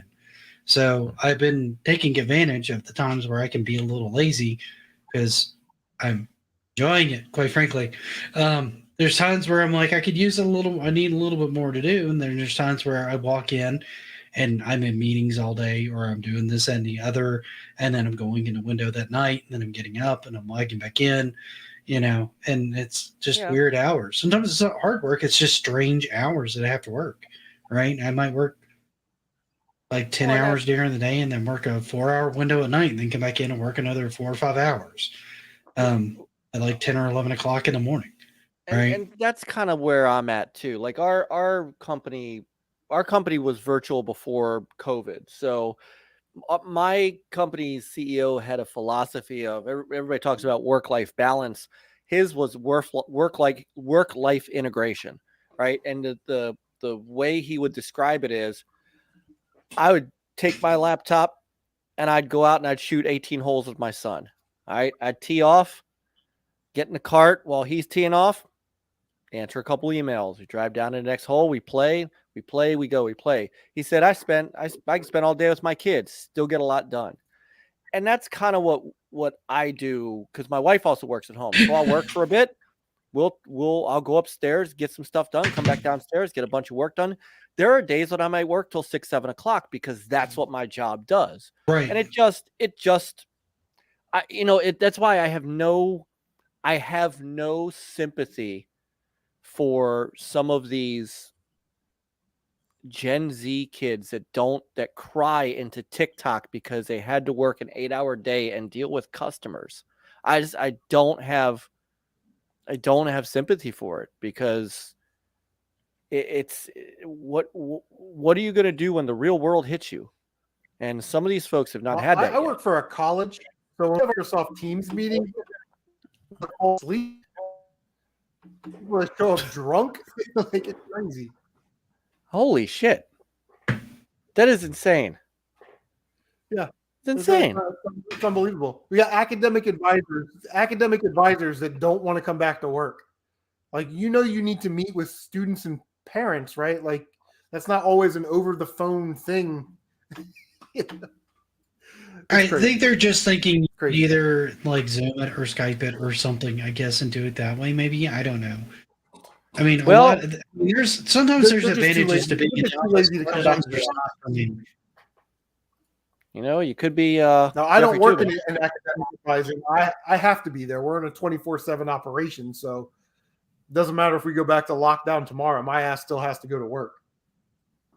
Yeah, see, there are people who really, really, really love working retail and customer-facing jobs like that because they're good with people, or they just like helping people. I know people that have done that for like years and years, and they really, really do enjoy it. And you do end up with like the Karen or the just total tool that comes in that treats you like dirt and stuff like that. And those are the people that I say probably never worked retail or food service ever. Like, they never did it, so they have no concept of what it's like to be on that end. or just don't care. Or just That don't. too. Right. A lot of people just literally think that the retail level people are literally just there to serve them, which I guess technically that's the job, but it is. It is, but you don't have to be a complete tool about it. That's the problem. You don't. You know, like everyone serves someone else, so just there's no reason to be disrespectful to the kid at the grocery store who's struggling to count change and that kind of stuff. Yeah. At least we're all working. You know, we're all trying to do our part. So just don't be a high and mighty uppity prick just because you are too good to work at the Starbucks or whatever. So that is the shitty part of what I at least understand some of the stresses that these kids are crying about. We all sucked it up and managed to power through it. So I don't know what their problem Well, a is. lot of them are struggling to even be able to like even if they get the good paying job and stuff like that, they can't afford real estate because the price of everything's gone so insane. They're like, great, by the time I'm 52, I can maybe afford a house. You know, I'm working 3 jobs. Like, don't tell me I'm not working. I'm working 3 jobs. Right. I can't barely pay rent. With 3 jobs and 2 roommates. What the hell do you want me to do more? You know, and I get those kids. I get right. Those kids trying to make it in today out of the mess that's been made by both our parents and us now. It's not great. And that's look. But if you're trying to work your way out of it, right? You're putting in the effort. You're putting in the time. You're putting in the drive, and you come up short. I have all the respect in the world for you for that, but I just can't. I'm having a hard time seeing that from. Like I said, there's these kids, and I'm not joking about this. I'm being very serious. That are putting up TikTok videos that are crying, grown adults crying into a camera because I have to give coffee to customers, and these customers keep coming, and I just can't handle it. And I wish I was kidding, but I'm not, and that is it is insane. I can't wrap my mind around that. My mom and my wife both worked at Starbucks, and both of them said that was one of the best jobs they ever had. And they're of course they're both customer service minded people. They actually enjoy that. So, right. Well, and some of those jobs, just the atmosphere alone can be kind of chill, right? Even when it's busy. Like, especially like if you're in a Starbucks that's inside like a Target, I imagine you have a couple of ways of people that come by. But every time I go by there, it's kind of a chill atmosphere. You have a couple of people getting a coffee, spend some time socializing with them while you make their, triple quad shot, Frappuccino, pumpkin spice, latte thing that no longer tastes like coffee. It tastes like some form of candy. And go about the day, and they have their, $15 cup of coffee that they love, and just they're happy. So, and you got to make something completely crazy and weird. So I can totally see that. I mean, if you're in like one of the busier ones, like one of the drive-through ones that everybody's going in, I could see that being just bonkers. Unless you had a good team that was like just one person to one station, one person to another station, one person to another station. And that'd be okay if that's what if they were overwhelmed, right? I'm the only one there. There's 100 people to come in. I get no help. But the Starbucks at the Targets in my area all are usually staffed with one person usually. But I mean, the actual standalone stores, they usually have like, 5 or 6. And Carla's right. I mean, a good manager will keep that in check, but it's like each store almost has its own personality because you could tell which ones are organized and which ones aren't. So don't go through the drive-through of this one because it's always going to take forever. These girls over here got it, so go through that one. Right. And that's like that's the same way even with fast food places. Like you can tell if you go to a place enough, like who's on staff, right? Because who's got their crap together and who doesn't, right? Who works well together and who doesn't, because it affects how fast things come out the gate, right? It's like any other job. And And back the GameStop worst part I that ever too, did is like, I worked the like game- 3 the weeks GameStop straight, that like I 10 or own 11-hour GameStop. days. Go ahead, Chris. I'm sorry. Yeah, I was gonna say GameStop's like that. Yeah, but the GameStop that I go to, it's the same people that have been working there for years. Everything is supposed to be know you when you go in there. But the other GameStop over here just has high turnover rate for whatever reason. Nothing's really disheveled most of the time. Funko Pops on the game stands, games over on the fun, and you can definitely tell when somebody takes pride in their work. It's a huge difference because I always want to go to that store before I ever go to that store, but yeah, it's just crazy. I don't know if you guys want to redirect this back to gaming real quick, but did you guys have any sleepers this year? 30 minutes, and then I'm going to spend some time with the wife, but we got some time to continue to chat because it's rare we get you on the show, so I want to take advantage of it. I can talk to these two chuckleheads anytime. So what's Nice. what you got, Chris? I got to be honest. I was really impressed with Ninja Gaiden Dragon Sword on the DS. I gave it an A-. It's only a $15 game. It's not like a typical Ninja Gaiden game. You take the DS and put it in book mode, weird. and you kind of like you play book mode, and do all that stuff. You wouldn't think that it would work, but it actually does. It's not terribly difficult. I mean, in fact, it was actually kind of easy in my opinion, and it was kind of fun to play. And so that was my sleeper game of the year. I really enjoyed that one. Awesome. I gotta see if I can find my copy of that. I lost a lot of my DS games somewhere. I don't know where they went. For anyone that wants to play that game, I would definitely, if you got a spare DS that you don't care about as much, use that one because it does demand some frantic scribbling all the screen and tapping on the screen to do all the commands and the throwing the spears and stuff. So it's not one you'd want to scratch up a good DS for. Yeah. I would a very frantic game. You use the stylus to attack, to point out on the screen where you want to move to use your magic, and it doesn't sound like it would work, but it actually works really nicely. It does. It's a really good game. Sliding up to jump, and $15. Excellent game. And those are the kind of games that I really like on the DS is when they use it in a weird way. I want to say Hotel Dusk or something like that was another one. Mm-hmm. It was kind of like an investigative game, and you held it in book mode the whole time you played it. My wife had that. It looked like the AHA video. Yeah. Oh, that's neat. Yeah, it was really cool. I really like that one too. There was a Mario and Luigi RPG one, and parts of it you play Bowser, and you had to flip it into book mode to play Bowser because he was so tall. So they wanted him to look big and imposing. So you flipped it that way when you did those parts, and I thought that was pretty freaking ingenious too. And a lot of times they did a really good job of not only using the top screen but the bottom screen on some platformers and other things like that, to where you didn't necessarily use the touchscreen as a touchscreen. It just became an extension of the actual screen, which I thought was kind of great. They did a lot of really cool stuff with the DS, and to a lesser extent the 3DS, with just playing with the way you actually looked and interfaced with the game, which I thought was very cool.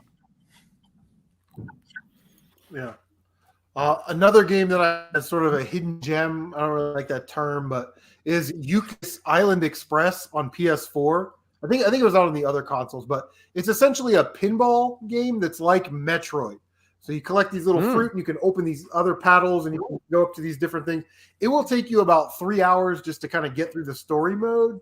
But if you want to get like 100% and do all that stuff, there's a little bit of challenge to it. So it is a very cheap game. It's very. I'm thinking about actually live streaming it or starting a live stream of it tomorrow night, kind of maybe like 6 or 7 or so. If you guys want to come check it out, but Mo says he's never beaten a Ninja Gaiden game. You can beat Ninja Gaiden on the DS for sure. Yeah, you could probably beat that one, dude. Like, I don't think I ever beat it, but I don't remember it being that hard to play. Don't get me wrong. Most of the Ninja Gaiden games have a pretty high skill level. See, and that even goes as far as, so you guys did all the Xbox Ninja Gaidens. My Ninja Gaiden experience was the arcade and then the Xbox series. Well, I mean, the Xbox Series one, I played the first Xbox one, and I never played any of the subsequent ones. It was basically the same hard ass game, just in 3D. Yeah, the Xbox the Xbox one, and then when they redid it as like Sigma or Black on PlayStation, they actually made it even harder. Yep. But those and then they brought Sigma out. They brought Sigma out on they brought Black out on the Xbox, and then they went to Ninja Gaiden 2 on the 360. Yeah. Those games are I never did finish the first one. I got to the very almost to the last fight, and could not. There was a jump I couldn't figure out, and it just started to frustrate me. After a couple hours, I put it down, and eventually I traded it. I think I traded it when I moved up to like my 360. I thought about picking up that collection on either Steam or somewhere else. I've got it on Switch, but I don't think it ever had an English translation. The Switch, so I got it mostly just to have it in my collection, not necessarily to play it. So I had a physical copy of it at some point.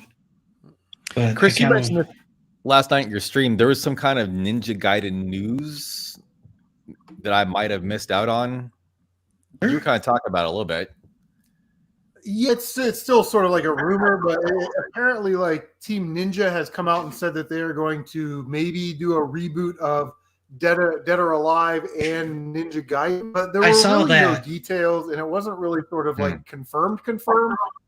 And it's like, if you're going to give me another, I would like to see a side-scroll game because that's what I like. And I guess if you're going to do it in a modern style, it would look something looked. But I think I hope we're getting to the end of these sort of linear 3D kind of brawler hack and slash Ninja Gaidens. I think they had their time, and that was definitely like 7th and 8th generation. But moving forward, I'd love to see it kind of go back. If it were me, I'd like to see like maybe Ryu doing like one last challenge type of thing. I like it when series actually have a finale. Which is something that Mega Man does very well. They just keep dragging on and on and on. Like at some point, something's got to die. You know what I mean? Mega Man, Dr. Wily, it's got. But so what? Yeah, there really wasn't any substantial. It was just a rumor, more or less. Well, what? That's a good question, though. What kind of game would you want it to be? Do you want it to go back to the flat 2D platformer? Side scroller? Yeah, I think the series it would be to sort of go in a direction where it's like almost 2.5D. You remember how those kind of games worked out on like PS2 or PS1, maybe some PS3 games, but where just very beautiful, deep graphics with like that Commando side-scrolling platform, and make it inventive with grappling changes the angle, you know, but not these 3D hack and slash beat 'em ups because they're not. But see, the only way you could keep it true to Ninja Gaiden and do it 3D. Spider-Man, you're playing as an older Spider-Man, and you have no gadget. What are you doing? Scepter makes a good point. The Messenger I would just love like Ninja another Gaiden like 2D style. You know what I mean? Yeah, I could totally see throwing down on 2D style. I could also see maybe a Metroidvania thing kind of working. I would almost rather stick to a nice 2D platformer. Just make it, I don't know, longer than normal. Maybe not quite. If you're gonna make it longer, I don't want to say than like the original NES ones. When you go back to a 2D platform, you need to make it not as hard in the first part of the game, right? You can't have like 17 stages of just that kind of level of brutality. I think would turn and like a lot of people off. Because it's like Ninja Gaiden 1, Ninja Gaiden 3, and Ninja Gaiden 2 is how the story arc ends up going. And something where we just finalize it. Like Ryu takes the dragon sword sort of as an old man on this final quest, and he jams it into something, and it closes that time or that space gap interdimensional gap that was opened up, in the first Ninja Gaiden games, and just sort of finalize the series, I think would be awesome. But I never get my way. Now, I think if you were going to go back to, like, say the Xbox or the Sigma series and try to redo that, no, probably, and I hate this. I hate that I'm even saying this. Would be to do it more of a Souls direction if you were going to do that. So they've already. Well, that's just how they make games. That's Ninja Gaiden. Ninja Gaiden. It's funny because everybody says, "Well, this is the Souls of this game." I always said Souls is the Ninja Gaiden of those games, because that is exactly what.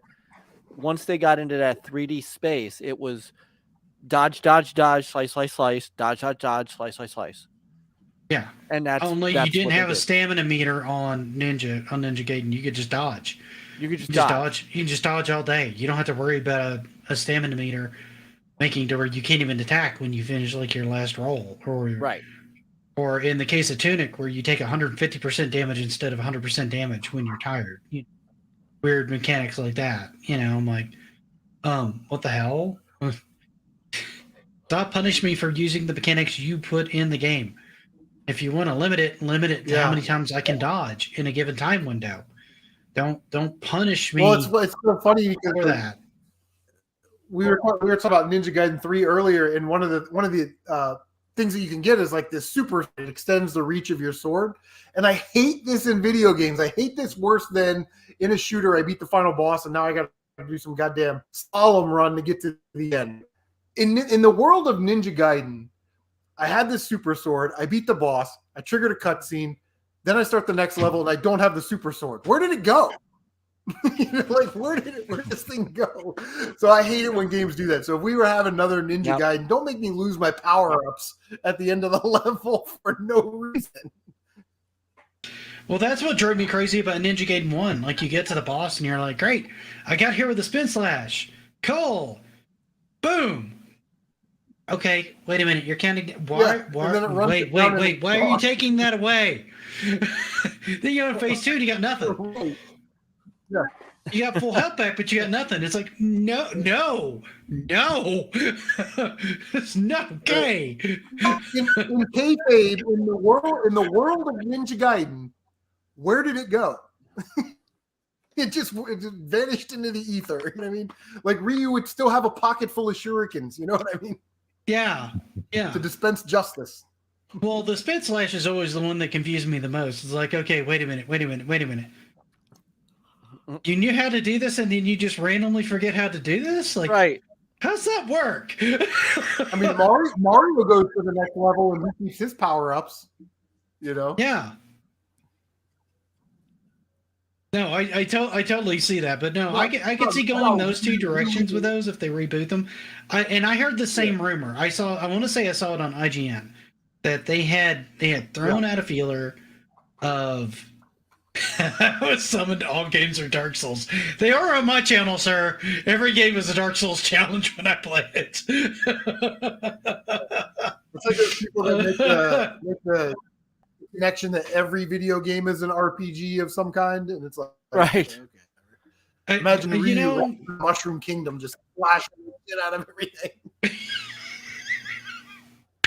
All right, so I see where this rumor came from. It did come from IGN.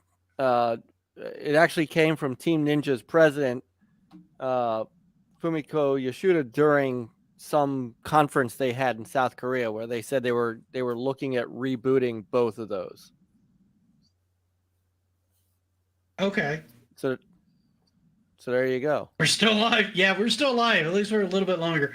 And honestly, I wouldn't mind seeing a reboot of some of those. Like Dead or Alive has kind of run this really long course, and it could kind of use a little bit of a shakeup.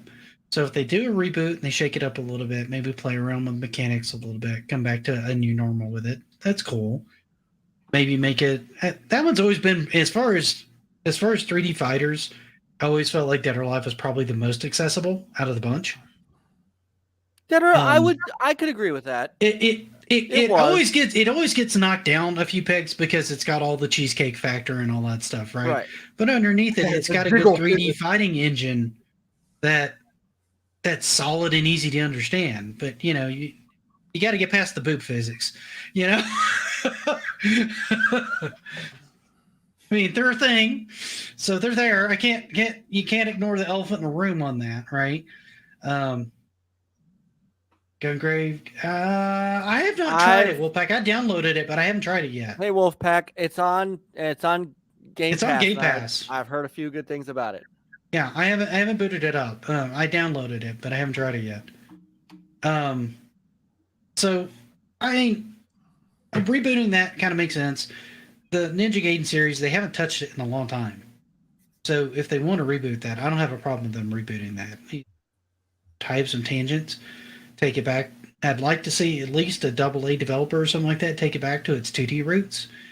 Maybe as like an addendum to somebody doing like a AAA title with, you know, the full kind of like Sigma style treatment on it. Because you're not gonna, in this day, you generally don't get a AAA developer wanting to do a flat 2D game. Like the Strider game in 2015, there was a Metroidvania game that was done by, I want to say, Digital Devolver or Devolver Digital. Was great. I love it. But that's a like AA developer pushing into that normally does like smaller projects, right? As opposed to like a AAA development team going, well, we're going to do a 2D platformer today. You never see them want to do that. I don't know why. I think it'd be a great idea to see them try to tackle that these days.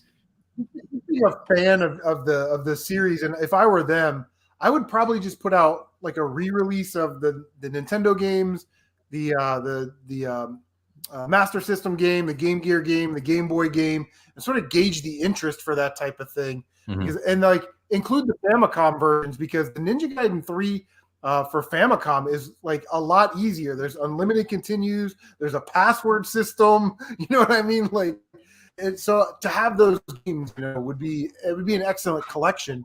And if that sold well, then maybe we would get, you know, another side scroller game. I would love to see a collection for PS4. I would like to see people use collections that way. And unfortunately, I've been disappointed in the past. Capcom did one of their fighting game collections that sold really, really well. That was primarily Darkstalkers. And a lot of people like me were thinking, okay, if this sells really well and people are playing it online, which they did, my understanding is quite a bit, this might get them an idea of them putting out a feeler going, maybe we reboot something like Darkstalkers, right? And nothing happened. Yeah, and Rival Schools is another one, right? Virtual Fighter 5 was another one. When Sega dropped that as a remaster, I thought, okay, here's them filling out the waters to see if they can bring something back like Virtual Fighter as a series. Maybe they'll try Daytona or, you know, some of these other franchises that they kind of let just sit by the wayside. Experiment with those again and see if maybe there's interest, and maybe start reworking those into something. And Virtual Fighter 5 came out, went away, nothing. Nothing. That was it. And I'm like, why did you do it? And I'm like, I'm confused. If you weren't trying to get a feel for what people wanted, why did you do it? So Virtual Fighter 5 was in a slightly different position. Bloody Roar is another good example. Oh yeah. In that, and this is why it was a PlayStation exclusive. If Sony didn't step in to help out with that game, I'm almost positive it wouldn't have been made. Well, Street Fighter 5 was the same thing. That game wasn't going to get made if Sony didn't step in and say, here's a bunch of money, we want it. That's one of the reasons it never hit the Xbox, is because they floated a lot of the money for it. Yep, they did. And you know, obviously 6 is multi-plat. Right. But I don't know what Sega... I also don't know what Sega is doing, because they teased Virtual Fighter 6 and then you never heard from it again. They teased it like a year ago and I haven't heard shit. Yeah. I mean, unless they're just deep in development on it, because a game like that can take a really long time, not only to build, but to balance. Just internally, before you ever let anybody beta test it, and then they show you that all this careful testing and balancing you did between the characters doesn't work, because the players will find ways to exploit it, because that's what they do. I've never seen a fighting Yeah. game getting past the beta with players where the developer's not like ripping out like 3/4 of their hair. It just doesn't work. Like you start putting in like 12, 15, 20 fighters into a fighting game, and then you let the players start playing it after you think you've balanced it, and they just show you how poorly you balanced in the first place. If they are working on it, I just want them to make it like Virtua Fighter 2, and I'll be happy. Yeah, and I agree with Wolfpack. There is such a thing as too balanced. Like, Yeah. crazy off the walls moves that are just kind of ridiculous, but people can learn to like counter them and stuff like that are good to have in games. Part of my problem with modern gaming, and I think we're going to talk about this on with Rab on Amico Forever next week, because we want to talk about the crash, and one of the things I want to kind of bring it around to is like kind of what we're looking at today. And part of that conversation we can have here is like people have balanced so many things, gearing it towards people who play it for esports, that nobody's really having fun with them who aren't in esports, right? Because it's tailored to how those guys want to play. Well, that's not how most of your player base plays, right? Like even the fighting games are getting balanced that way. Everything's balanced to where, it's almost kind of flatlined, and everything's kind of gotten less and less interesting because of the way it's been balanced for the competitive scene, but not for the in-player experience. And so you see everybody taper off of the games much, much faster. And the only people that are still playing it are the people that are getting paid to play in tournaments because it's literally their job.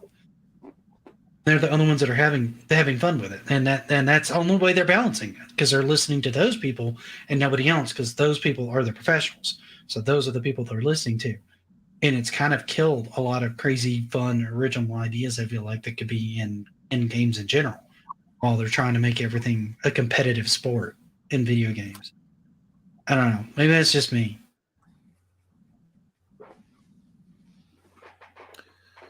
Follow the dollars. Mm-hmm. Pretty much. But I don't know. I don't think we talk toys much, which sort of sucks. Oh, that just means he's got to come back on with us. That's again. all right. Well, I know. I'm okay with that. I mean, Yeah. if we want to start doing some of these on Thursday instead of Sure, like Monday, we can get him on the show, because apparently Thursday is his Friday, so he is off and can actually do stuff. My understanding is that correct, Chris? I would be. We don't have to move it all to Thursday, man. Yeah. I'm just saying every now. Yeah, and then. every once in a while, do a Thursday instead of a Monday. Yeah, Yeah. because I'd like having Chris on here I'm off more. Thursday, Friday, or Friday, Well, Saturday, Sunday. We just got to get your internet fixed. My internet's fine. Or kick StreamYards in the pants. I don't know what it is tonight, man. Everybody, You're the one that's frozen, Nick. I'm frozen again. Now he's frozen. You know, y'all make fun of me with Yeah, it Skype, seems but like I every never have these problems with It Skype. was like 4 black squares, and they would load.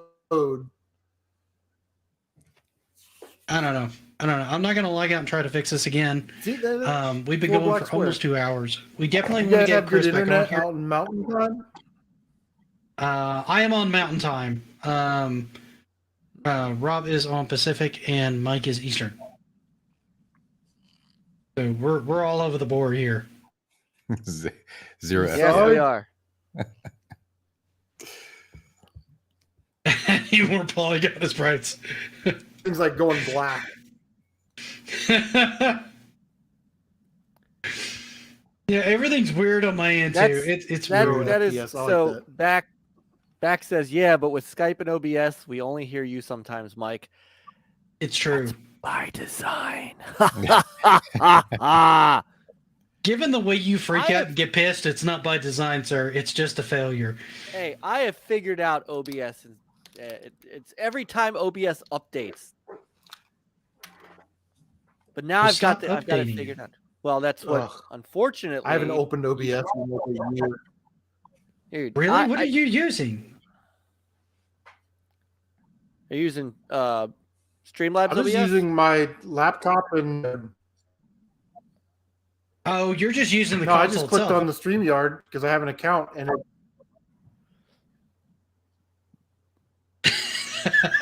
Yeah, when he he's streams, a laptop. he's streaming from the PS4. Oh, so you're okay. You're Yeah, just he's doing streaming it straight. He's from the doing it PS4. straight I from his got you. PS4. I got you. Dad joke alert. Nick's favorite movie is Frozen. Oh, that's excellent, Big Black. No, but if OBS would kindly stop breaking shit when it updates, that would be awesome. So the update that I'm on now is the last update I'm doing because I updated my streaming PC the other day and it broke my freaking NVIDIA video card. So yeah. Yeah, I don't know what to tell you, dude. I know one of the things I'm gonna have to start doing with StreamYard is when we start using this thing, I think I'm gonna have to do like a full computer reboot. I think it just doesn't like me having my computer up for long periods of time because like my browser windows want to eat up like tons of memory, and usually I've got like 80 million browser windows open because I'm doing research on multiple videos at a time. So it becomes a mess after a while. So I think I need to just do a full clean shutdown and reboot. Before I come in here. No, not reformatting. Nah. Screw that noise. Well, I don't need a reformat. My computer runs fine. StreamYards does not. If I can have Photoshop, Adobe Audition, Premiere, multiple browser windows, and run a VR game at the same time, and my computer runs fine, then it's not my computer. It's StreamYards. No. Well, the other thing you could do, like I switched over to, I don't know what browsers you guys use, but I switched over to it's Opera. Gravitational pull. Dang it, Mo! No. Go ahead, Mike. I'm sorry. No, I was going to say, I switched over also from a browser standpoint to using Opera, and it seems to be running great. I need to move more things over to Opera. I've got Opera installed, and I do like Opera GX. It's actually quite nice. I need to kind of switch it over to my main default browser and see how that's that what works. I've done. I really like it. I like the dark mode on it. So yeah, there's a lot of features in it I like. I like the wallpaper. I like the sounds when you open a new tab. I like the fact that it ties into like Discord and Twitter and Facebook Messenger and all that if you want it to. I haven't seen it tie into Discord. If you it will. It'll tie. I've got it tied into Discord. Yeah. Oh, show me how, because it just pops up on my sidebar. I think you can add it onto that sidebar where it has like the GIG corner and all that. I think you can add it in there as an option. Let me try, because I've got Twitter, Messenger, and WhatsApp, but I could not find Discord as one of my options. It's like Telegram, VK, Instagram, and TikTok. But I can't find Discord as one of them. So when I installed it, it gave me the option of putting Discord in there, so I did. Huh. I don't know. We can figure that out later. Look it up. Right now, we should pretty much see what Chris is doing in his channel because we already know what you guys did on your channel this week. Chris, what you got going on, man? Nothing. We're gonna stream probably Yukis or Sega Genesis games tomorrow, but yeah, I'm just waiting for Mr. Matthews is pumping out NES hard videos. No, what's crazy is that he's halfway through the series. He's done 5. Crazy how time flies. You know what I mean? Time flies. Yeah, it's been like 2 years since I did the last one. So yeah. You got distracted with other projects for the most I sure did. That's really what happened. Exactly. It's been a busy couple years. What's up? I am hoping what's to get going back on to with it this? in this year. 25 games of Christmas thing that you're doing on the tweeters. Oh yeah, I just 25. That was crazy. See, you gotta read the description there, Mister. You'll just see the headline and assume the story yourself. No, it's in no particular order, but the order that I kind of roughly put them in was the month that they were actually released in the States. So Contra, I believe, was March. So that's why it is the first of the 25. And then the further we get down the list, the closer we get to the games that are released in December. So these were the games that you were most likely to receive under your Christmas tree. So that was my logic. I did kind of pull and move games around within that order, but that was the rough framework for how I rank the games. So Contra is easily in my top 5 games of all time. It's not my 25th. I love that game. I was so glad I managed to finally once You play hate that game legit. compared to how much I love it, though, Nick. Oh no, there's no way I love that game as much as you do, but that's a great game. I love that game. I'll never love Contra as much as you love Contra. That just can't happen. But I do think that's a phenomenal game. Yeah, it is. It's a 10 out of 10. For sure. Okay. I need to go back through it, and I need to play Super C as well. I kind of want to go through Super C. The more I see of Super C, the more I'm like, oh, this game's gonna just suck, but I really want to play it. It's a really good. I think it's harder. I think it's the harder of the two games. I think it's the better of the two games. I think it's a bit more balanced. It runs a little better, but because it runs better, Konami's like, hey, now we can just have all these even more guys on the screen coming from all these different directions. So it's busy. Like a Christmas postcard.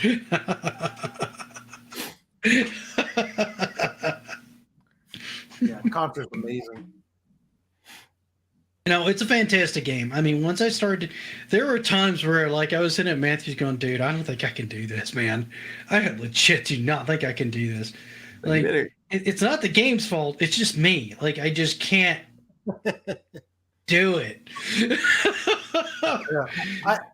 I think Contra is a perfect game. Like, it's a 10 out of 10 for me. Mm-hmm.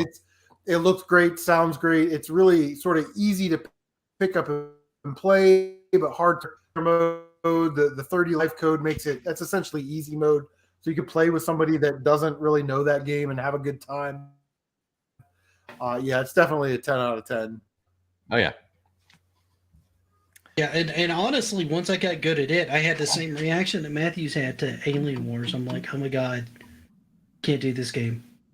I still don't like. I've forced myself to play through that game a bunch of times. I do not like Contra 3. I don't think it's a very good game. I don't think it's a good Contra game by any means. But I think it's only a so-so game just taken on its own. I don't get the adoration that game gets. I think on my bucket list is to finish Super C, so I've done the 2 NES ones, and then I want to do Alien Wars just to say I did it. So I've done the NES ones and the 16-bit ones. I think, and then it starts to get spotty because there's a couple of Game Boy ones that I think are pretty good. Operation C is really good. Operation C is supposedly pretty good. Yeah. And then the PlayStation ones is where it starts to get super sketchy, is my understanding. Get the home and weapon. Hardcore is another one too. That Operation C has the homing shot that it's the easiest weapon to use. just like the crossbow and Super Ghouls and Ghosts that I like to use as a crutch. Oh, I love that weapon in that one. That's like my go-to weapon. As soon as you told me about it and I started playing with it, I'm like, this makes so much sense now. Yeah, so Operation C, the Game Boy version of Contra, has that, only it's a machine gun, not a crossbow. So it's even better. Yeah, that's even more broken. I did get the collection on the Xbox, so I can go back and play some of those. Yeah, I need to dink with that. I need to try to pick that up too. Just so it was cheap when I got it. It was cheap when I got it. I don't think it's super expensive now, to be honest with you. No. My worry on that is I like to pick that stuff up on PC, and the Game Boy Advance collection of Castlevania is utter trash on there for one reason. When you go into when you try to exit out of the game, can't.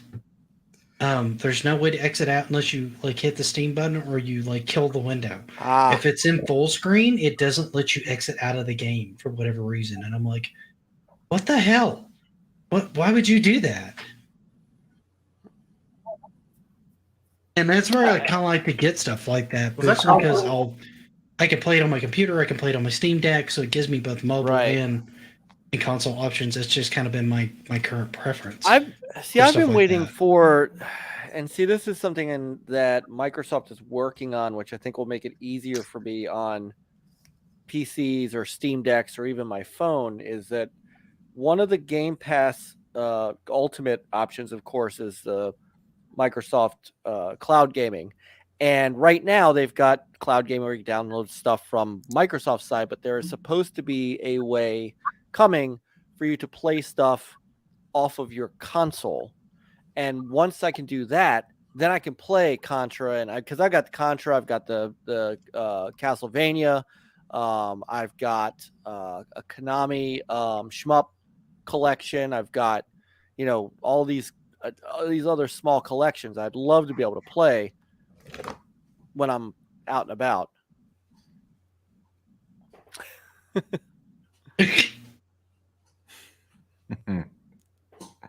Later on. Yeah. But yeah, I know. I need to kind of, I don't know, do the same thing. I don't know. Because when the dog poops or and you're outside patio in the cold winter. Very steamy. Sir. Outstanding, sir. Steamy Ray Vaughn. Big Block. I don't know if I'd recommend Sea of Thieves for anybody who wants to play that game solo now. Yeah, I'll be honest. I would be happy. So look, if you want to play Sea of Thieves, there are 3 or 4 of us that can run with you because unfortunately it's a game that has been taken over by basically the streaming community. And we were just talking about games that got tailored towards like esports and stuff. Yeah, influencers and YouTubers are the ones who really kind of run Sea of Thieves now, and it's ruined it for a lot of other people. But that said, a couple guys on NLG are like, I got one guy who's a pirate legend. Chris, Peter, and I all play. If you want to run a Sea of Thieves, man, just let us know. We'll run with you. And see, I might take you up on that too, because that's one of the reasons I haven't installed it, because it's a full PvP environment anytime you jump in. I hate that. I never join an MMO server that's a full PvP server. I don't have fun with it. I find it's just a way for like high levels to basically just troll people. And if you quit, you're not the person they wanted on the server in the first place. And and it's really weird because why do I want to put myself through abject misery just to get through the beginning part of the game so you can continue to troll me later? Why? It's PvPvE. It's kind of weird.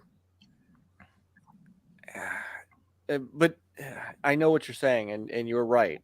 And it has ruined it for people who just want to get out there and find treasure and do cool stuff and I just want to dig up treasure and sing pirate shanties. That's it. That's all I want to do.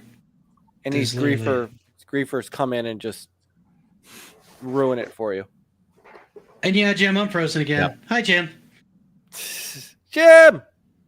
It seems to be a thing. I don't know what's going on because I bought a new router. Everything else runs great. This is the only thing I have a problem with. And I don't know why.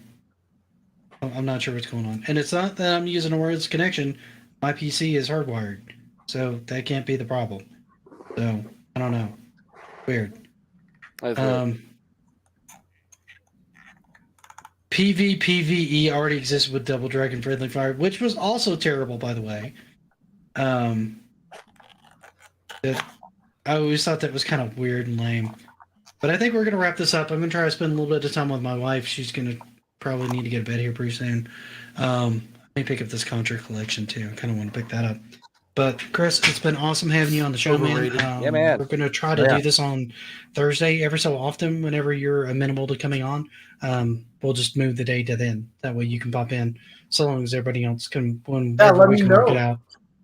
Yeah, absolutely. I mean, whenever you want to come on, let us know, and we'll try to work out like a day. What about we can all shift.